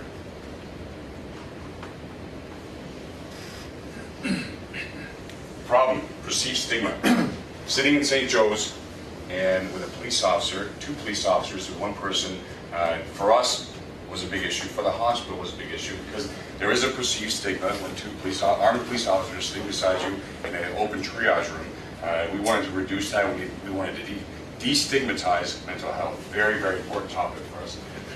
Crowded clinical spaces, obviously the hospital's situation was that there was a lot of rooms that were filled up, and we have to sit out in the main triage area, again, precipitating the original problem. And privacy concerns. Privacy concerns are addressed in the Memorandum of Understanding with the Coast Union. So Jody, I'll get Jody to speak on the slide. So a lot of people, when we presented this, say, you know, we get it for police. We get how having less police officers tied up in the hospital is a good thing for police, but what's in it for the hospital? And I just want to reiterate the importance of the message around stigma. When you have a waiting room full of police officers waiting with individuals seeking help for mental health crisis services, that was a really big, important issue for us. But as well, the hospital is part of the community, and we want to see our policing resources used correctly and where they're needed to be. So the question we at the hospital asked is, what is the right use of police resources in this way, and what can we do in order to support police officers in leaving more quickly, maintaining a safe environment for the patients and for everybody in the hospital. So what we realized is we pulled together a working group. It involved police officers, it involved people from the hospital, and we looked at a few of the issues, and what we realized, there were a number of things. First of all, probably mainly, we didn't have a standardized way for police officers and nursing staff to communicate. And so we were trying to develop a method to look at that, to improve that communication. There's also a lack of space for police. Anybody who's been there, it's a very crowded space. And we did have some inaccuracies around the Mental Health Act and what's required in the Mental Health Act. There was some thought the police had to remain with somebody in hospital until the doctor had seen that patient and put them on a mental health form. And actually, that's not true. What's really needed is just to ensure that that person is in a safe place. And sometimes this caused tension and conflict between police officers and nursing staff. Police officers wanted to leave, were frustrated with the wait, nursing staff were trying to do their best, see people. And so what we tried to do was create a way to have that conversation in a productive and supportive way. Do you want to advance something? So what we did is we created a working group, and we co-chaired it by myself and as well members of the Hamilton Police Services. And we defined the program, and we all decided that we were going to make this a rapid change. So we really didn't want to talk about it a lot. What we wanted to do was kind of get to action and make some changes as quickly as we could. And we used a technique, many in the room will know, a lean methodology, a rapid change methodology. It just means you don't talk a lot, you try things out, you fix them, you try them out, you fix them. And that was the approach that we took with this. And what was really important was, all along, we were reporting both to the president of St. Joe's, Dr. David Higgins, as well as the police chief DeCare here, so that they were aware of what was happening.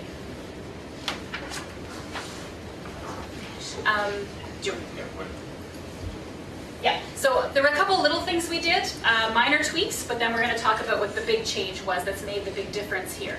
A couple of minor things. When somebody came in with a police officer, we flagged their chart in the emergency room so that we knew they were with police. And everything else being equal, we would see them more quickly. We also did some other little changes, and we checked out the legal review of the Mental Health Act. But the big change, Frank is going to talk about, and then we're going to show you a little bit of the results of it.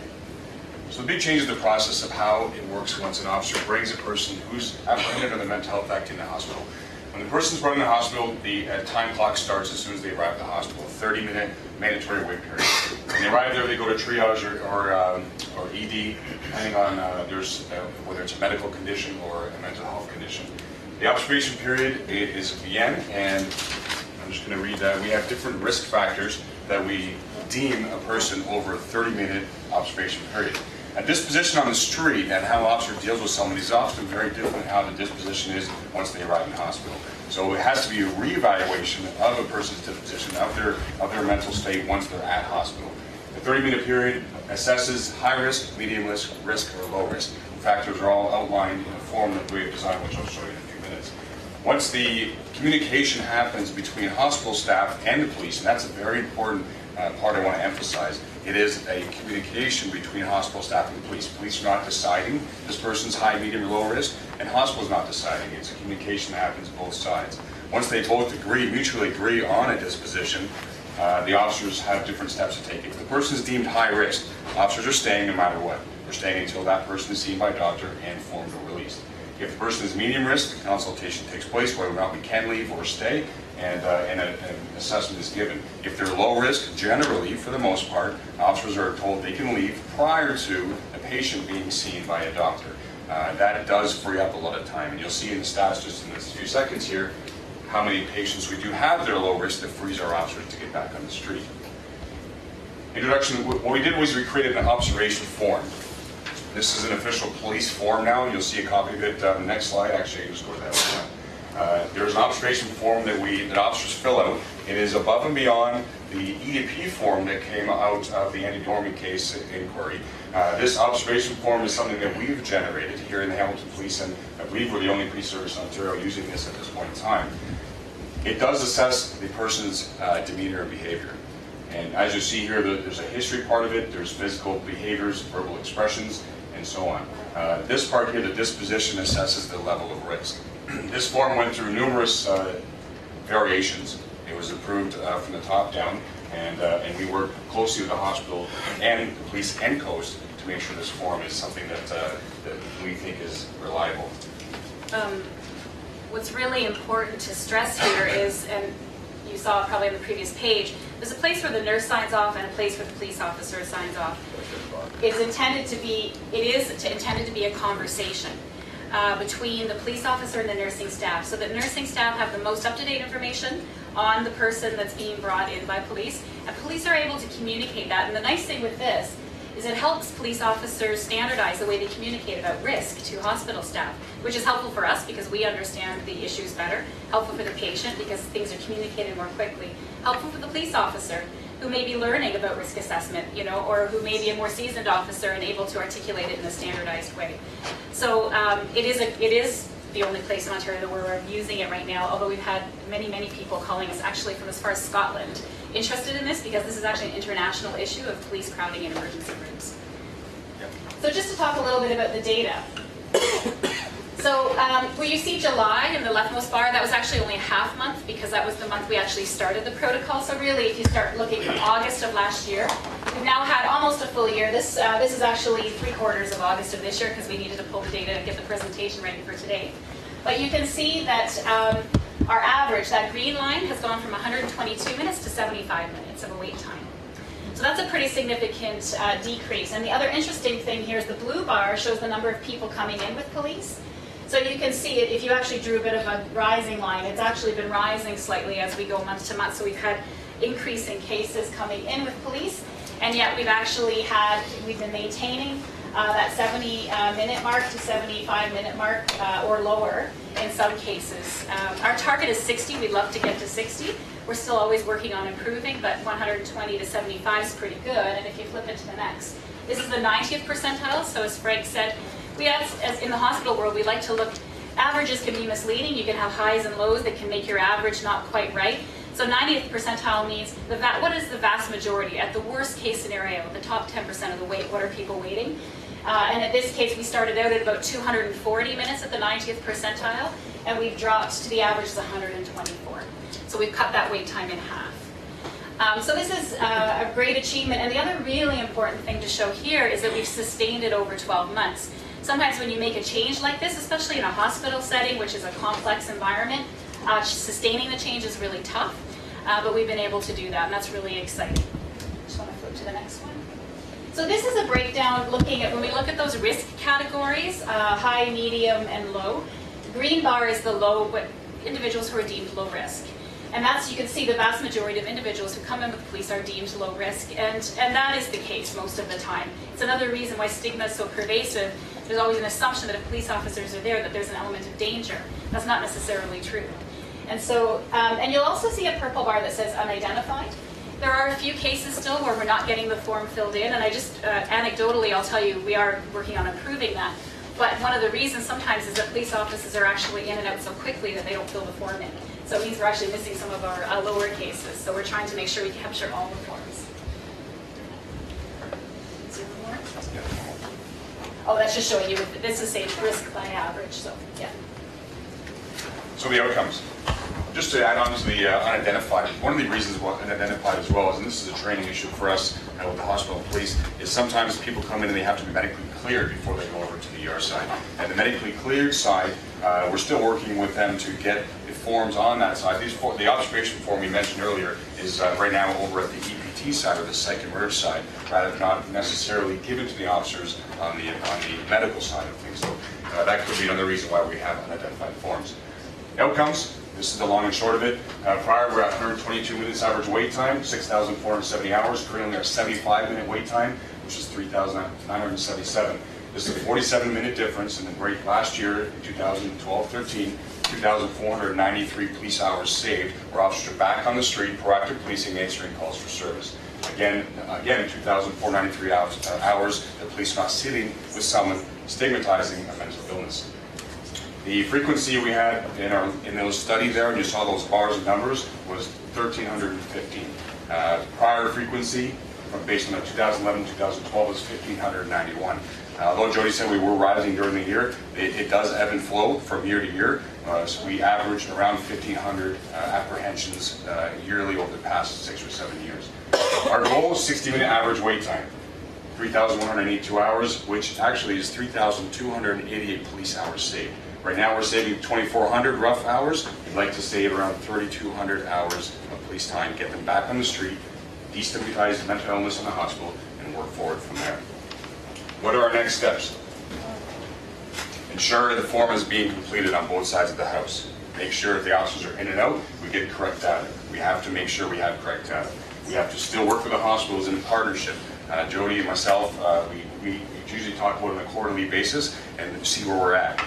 Training always has to happen. The officers need to be continuing their training, and the staff in the hospital, again, and Jody will reiterate that, has to be continued as well. Our goal is 60 minutes. We're going to push towards that, and it doesn't reduce services in any way, shape, or form. It's actually better for the person in the community, and better for the police, and better for the hospital. It's important just to say that as part of building this, we got a lot of frontline input, both from the frontline nurses, staff, and the officers as we were building the form. And so that was a really important part for buy-in. And one of the things that the staff said, well, is if we have a concern after the officer leaves, you know, what can we do? And Hamilton Police Services ensured that there would be a rapid response back if needed. I'm going to tell you we've not needed that yet in the course of the year. We've never had to call somebody back after they had left somebody in the care of the hospital. And on that note, never once was security for the hospital required to sit with someone that we left behind. Thank you very much for that. Chief, did you want to comment? Thank you very much, Chair. First of all, I want to thank Jody and Frank for taking the time and the effort to participate in the research, and now, more importantly than serving the people of Hamilton, it's important to recognize that your work has gone province-wide through the Ontario Association of Chiefs of Police. Member Jignuitz was at the Ontario Association of Police Services Board's meeting where it was presented to all other boards in the province of Ontario. I want to thank, it would be remiss if I didn't thank Dr. Higgins for his leadership at St. Joe's and the partnership that we have been able to build in providing a better service to those that suffer mental illness and require the services. And I can inform the board that just today, I want to recognize Chief Rick Hansen from the Calgary Police Service for being an instrumental partner on behalf of the Canadian Associations of Chiefs of Police, because I have forwarded today this report of your work to the Research Council so that this can now be put into the Crime Prevention Committee's work and go national.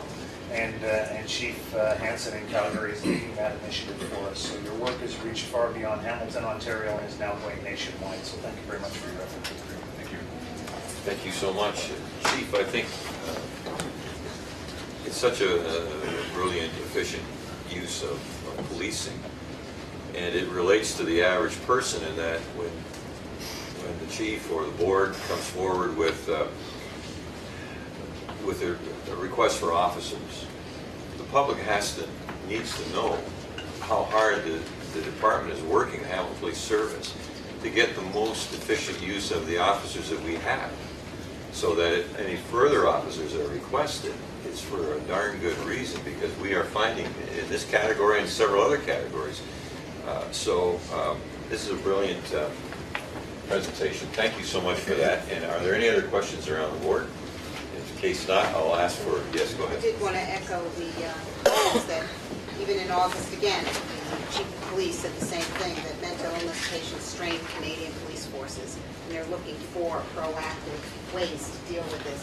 This is one that we discussed in Saskatoon, in conference, anecdotally, but again, presentations are being made. So to be able to cut the wait times and all of this and get people back on the force, because the front line really shouldn't be doing mental health. We keep resuscitating the canary and putting it back on the streets. Again, the fact is that we're coming up with strategies that can be used in other jurisdictions to deal with these kinds of issues. So, great report. Thank you for this pilot, and more successes in the future. Yeah, and let's not lose the care and consideration for the stigmatized individual. Yeah. That's brilliant. Thank you so much. So, yes. Just wanted to add one more thing. You guys did a great job in Toronto.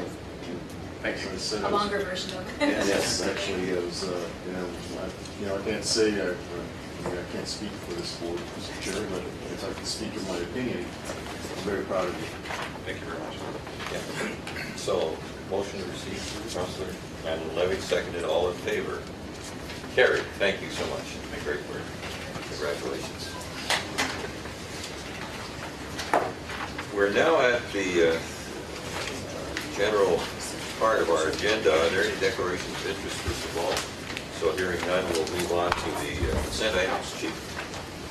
Consent items for motion for the board approval, items 4.1 through 4.6 down to item M.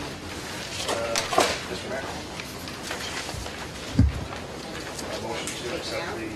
Right, is there any discussion on any of those items? So I'll take a motion then to approve them. Can I just ask one question? I mean, I'm glad we have these things here, but is there any time and date of the completion of this? Of the, which way you're bringing to? Let's say, there's a lot of these letters, but there's, all they're doing is just postponing, there's no completion in these letters. Does anybody know when, with respect to, let's see, the last letter, does anybody know if there's going to be another letter coming? Let's say after. Is that what we're talking about? Are we in the final list? Yeah. Oh, I'm sorry. I'm sorry. All in favor? I'm lost. What, the minutes? Yeah. Carried. Okay. Sorry. Disregard. Irene, what were you? Okay, we're down to the discussion agenda. And it's an interesting topic for today because the discussion is about a venue for Hamilton Police Services Board monthly meetings. Just before you do that, I thought we were going down Form 142, so we've got all the consent, and then we got information on the board. And just to ask a question if I can, Mr. Chairman. Oh, please go ahead. For the budget variance. And I noticed the budget, when you look at the budget, I'm used to looking at documents that show actual, for example, July 31st. what the budget was through July 31st, and what the variance is, and then the annual, which all I see here is the annual and cost incurred to the end of July. So it doesn't see a variance on the budget to the end of July versus actual. If you look at the trend, has it always been reported this way, Mr. Chairman? I don't know if the right person here has asked that question. The Chief? This has been the normal, John, Oh, forgot. Through your chair, the stuff format is conducive to the city's budget et cetera reporting, report that gets processed on a monthly basis. So we are copying the city's budget variance report. Is your budget broke down by the month? Do you have a budget for each month, or is it just for the end? It's the year-to-date report. It gives you a percentage. That's why the top of the report, you know what the percentage should be at as of July 31st, for example. It says you spent, for example, on grants and subsidies 50.95%, but it doesn't show a variance to your actual budget to July 31st. So we can see something starting to slide or something doing better. Yes, other than the salaries, that's pretty conducive based on a percentage of the year-to-date portion. A lot of the expenditure, for example, are more on a timing issue as opposed to a percentage increase consistent throughout the month. So, our last question to you, Mr. Chairman. So we won't know till the end of the year how we're doing by each category for the budget. I'm sorry, I'm not sure if I follow you. Well, if we're not getting to what, we don't know what the budget is to the end of July, but we know what it is to the end of December 31st. And you show the annual budget, 2013 actual year-to-date and available balance. But we're not saying what the budget was to the end of July, but the actual is what the variance is and trends. So you don't really know if something's going off budget until the end of the year. This is the one reporting methodology. On the next report, if you wish, I can change the report that will clearly show where we stand on the category basis. Variance percentage would look good, just to give you a seat to watch a trend. Thanks very much. Any further comment on that? So we'll, I think we've moved now to the discussion agenda, which is venue for the Police Services Board monthly meeting. And there's been a number of discussions. I think tonight is a good example of a large segment of the public wanting to attend the meeting. In this case, for a specific matter. And to the folks who are still here, even in the council chambers, sometimes there are large delegations who come, and at some point it's often said, if you wish to stay, you can stay, but you may find the rest of the meeting not that interesting. And so people do come and go, and that's what I spoke to earlier today. Everyone is welcome. The two issues are the convenience of the staff and the officers in having the venue close to where the office files are and all that, versus the needs of the public. And I would say as a chair that typically, in my experience, it's on rare occasions that there's an overflow, if you will. So how do we solve this problem? And there are a couple of ways that have come by, and I'll just mention them. And one is that if we do closed circuit in the Bill Stirrup room, so if there's a large contingent for a specific issue who would come, listen to that, and then go, then other folks who were watching the meeting, listening to the meeting in the adjacent room could then come in. That's one possibility of how we would manage this. Another one is move the whole meeting over to City Council. Our experience with Council, and I think Councilor Ferguson, certainly Councilor Morelli will remember committees and council meetings that were held in distant venues, in the Stony Creek Chambers and planning meetings in Dundas and so on. And it's a pretty big imposition on staff who have to take all of the material with them to get there.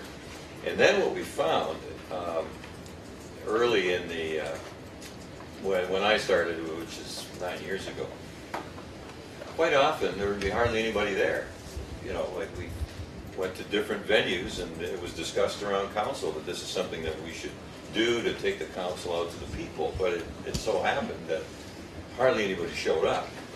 And so these are the kinds of pressures and issues that would weigh into a decision like this. So if I could ask around the table, Are there any strong feelings in terms of venue, Councilor Morelli? I think the time has come, Mr. Chairman, where, I respect all the others who said it. But given the nature of where we're at, I think in society and the growth that I've experienced, that we should move this to City Hall so the venue is big enough.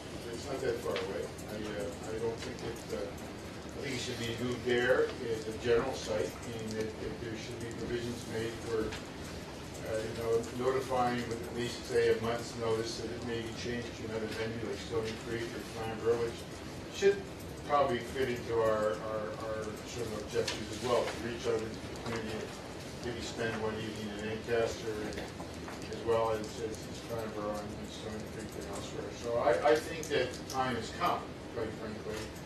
And tonight was a perfect example.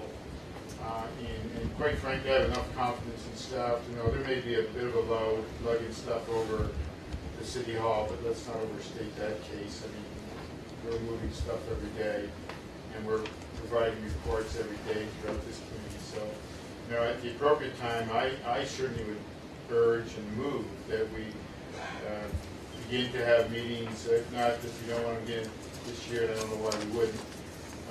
But certainly in the new year, begin to have our meetings at City Hall with some form of publication which makes people aware that we're also at City Hall. I think that's another piece of the equation. There should be outside billboards at City Hall. It should be flagged. It should be in our civic notifications. And certainly, you might see our coverage start to increase because I think there's a growing interest in many of the things that we're discussing each and every year. And I've watched it grow, and in fact, just tonight's discussion on the hospital thing alone, that's not a new concept, folks. We've been screaming about that for a long time. I know I've driven around town at 10 o'clock on Sunday morning, and I can't figure why we don't have 19 people on the street, and I see 6 cars parked up at St. Joe's, and they're all there. And the most recent experience, I've sat in an emergency ward and watched that person. So I can tell you, there's some of the things that we need to start to respond to, and I think moving to City Hall is part of that piece.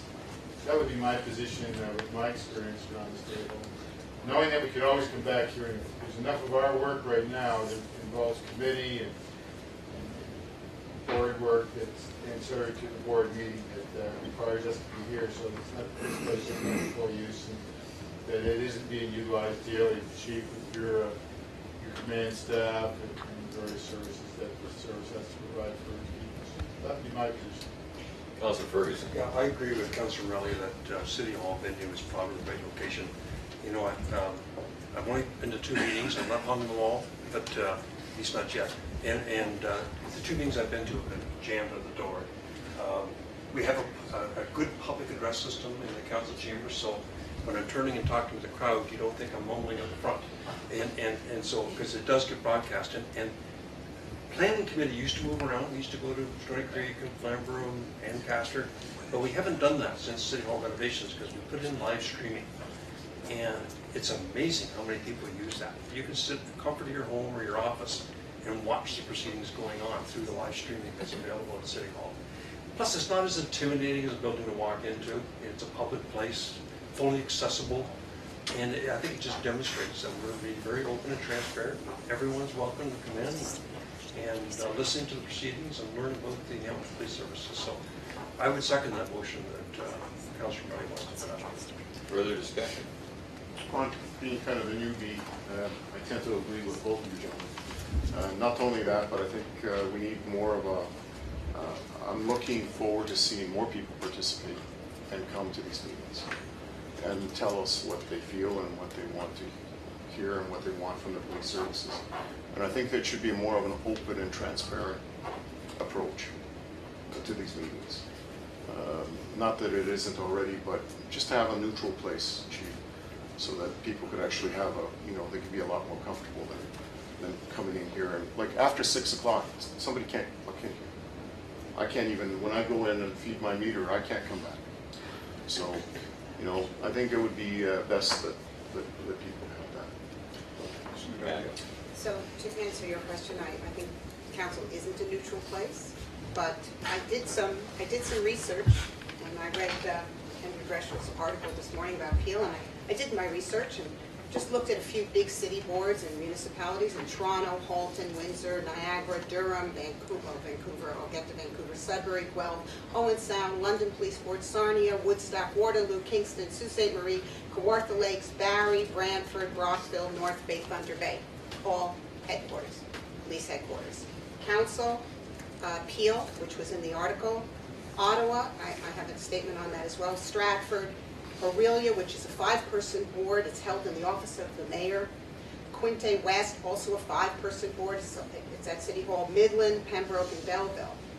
Toronto, I did speak to Toronto today and asked them about that. They did an experiment, and for a number of years, every second meeting was held, and of course they had to bring their cards down to have that.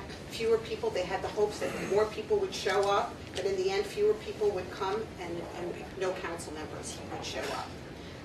When I asked them, they do live stream from their police station, which fortunately we're very happy that Joey instituted that, and kudos to you for doing that. I hope we can, maybe we could look at having a permanent camera in here to live stream that.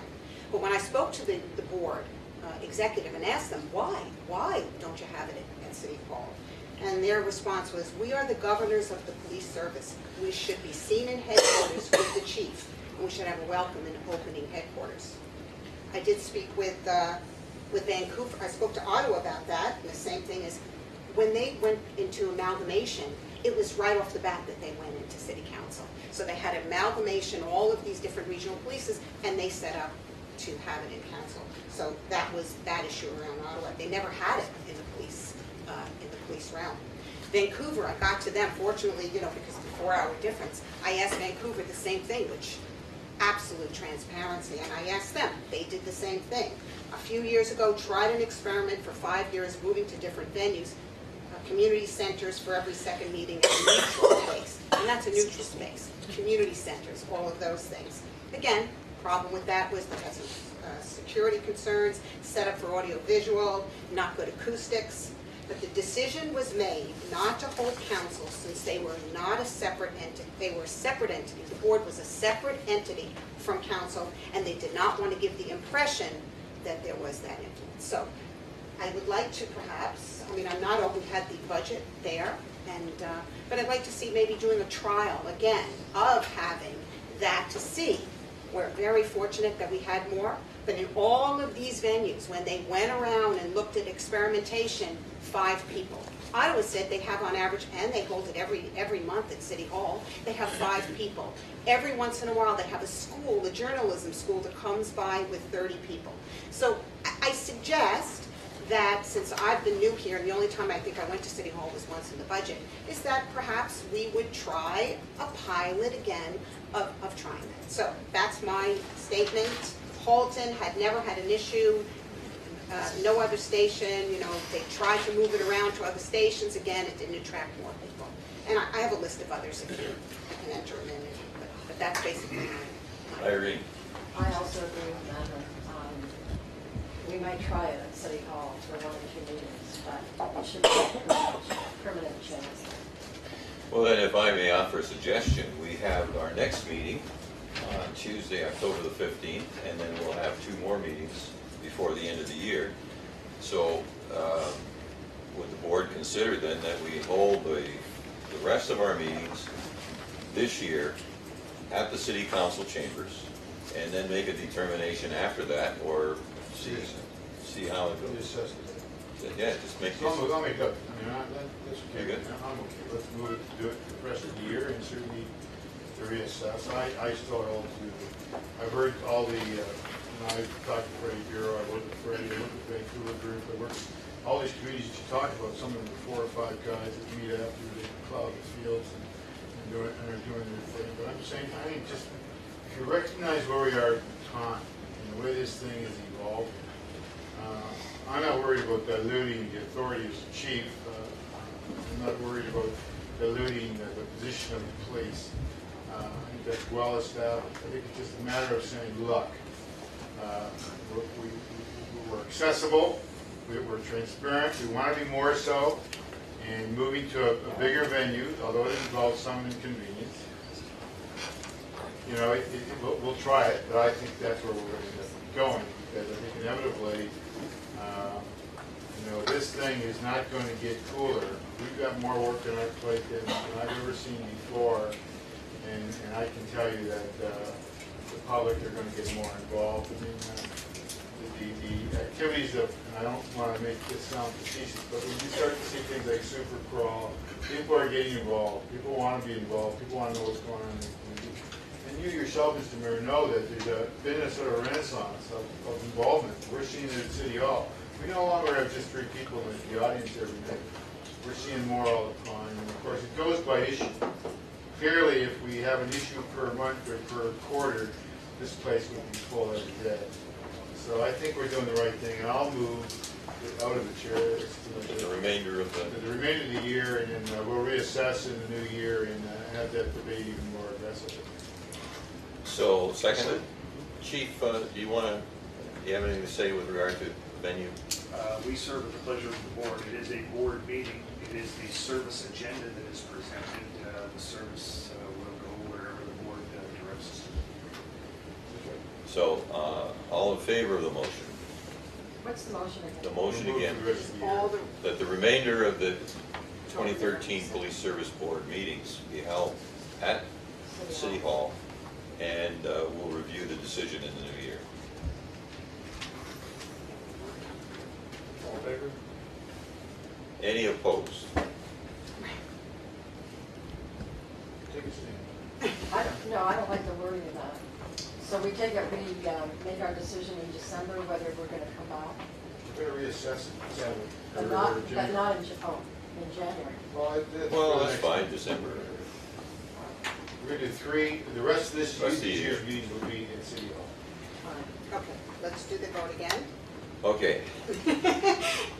All in favor of holding the remainder of the 2013 Police Service Board meetings at City Hall with a review at the end of the year? All in favor?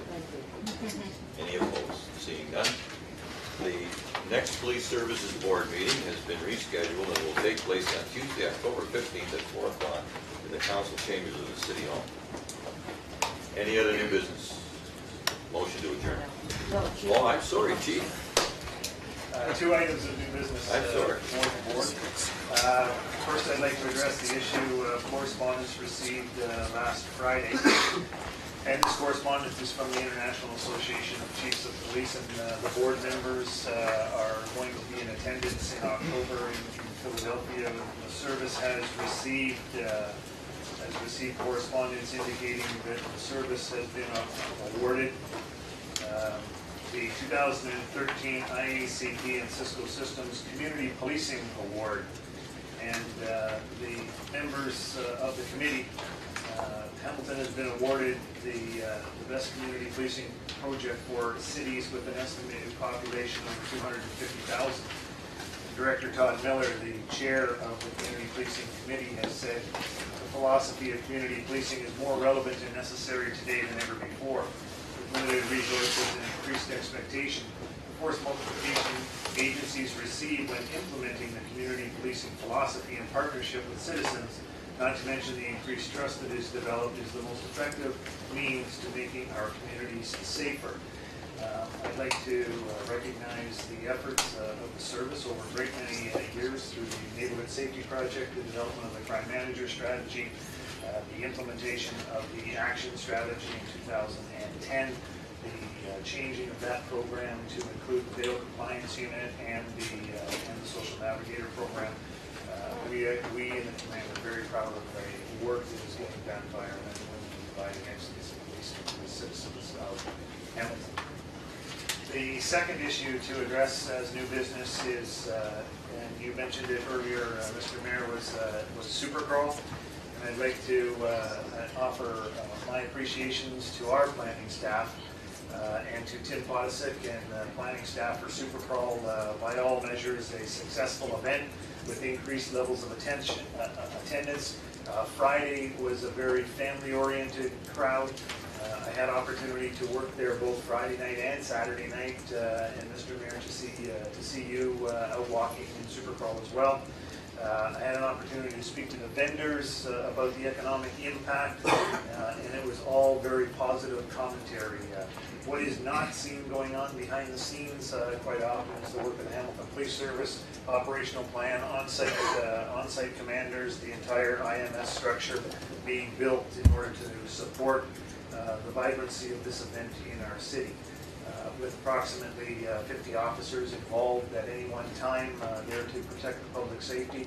We are very proud of the fact that the event has gone on essentially without incident, and to recognize the work of the Hamilton Police Service in helping to facilitate that event. Great, thank you.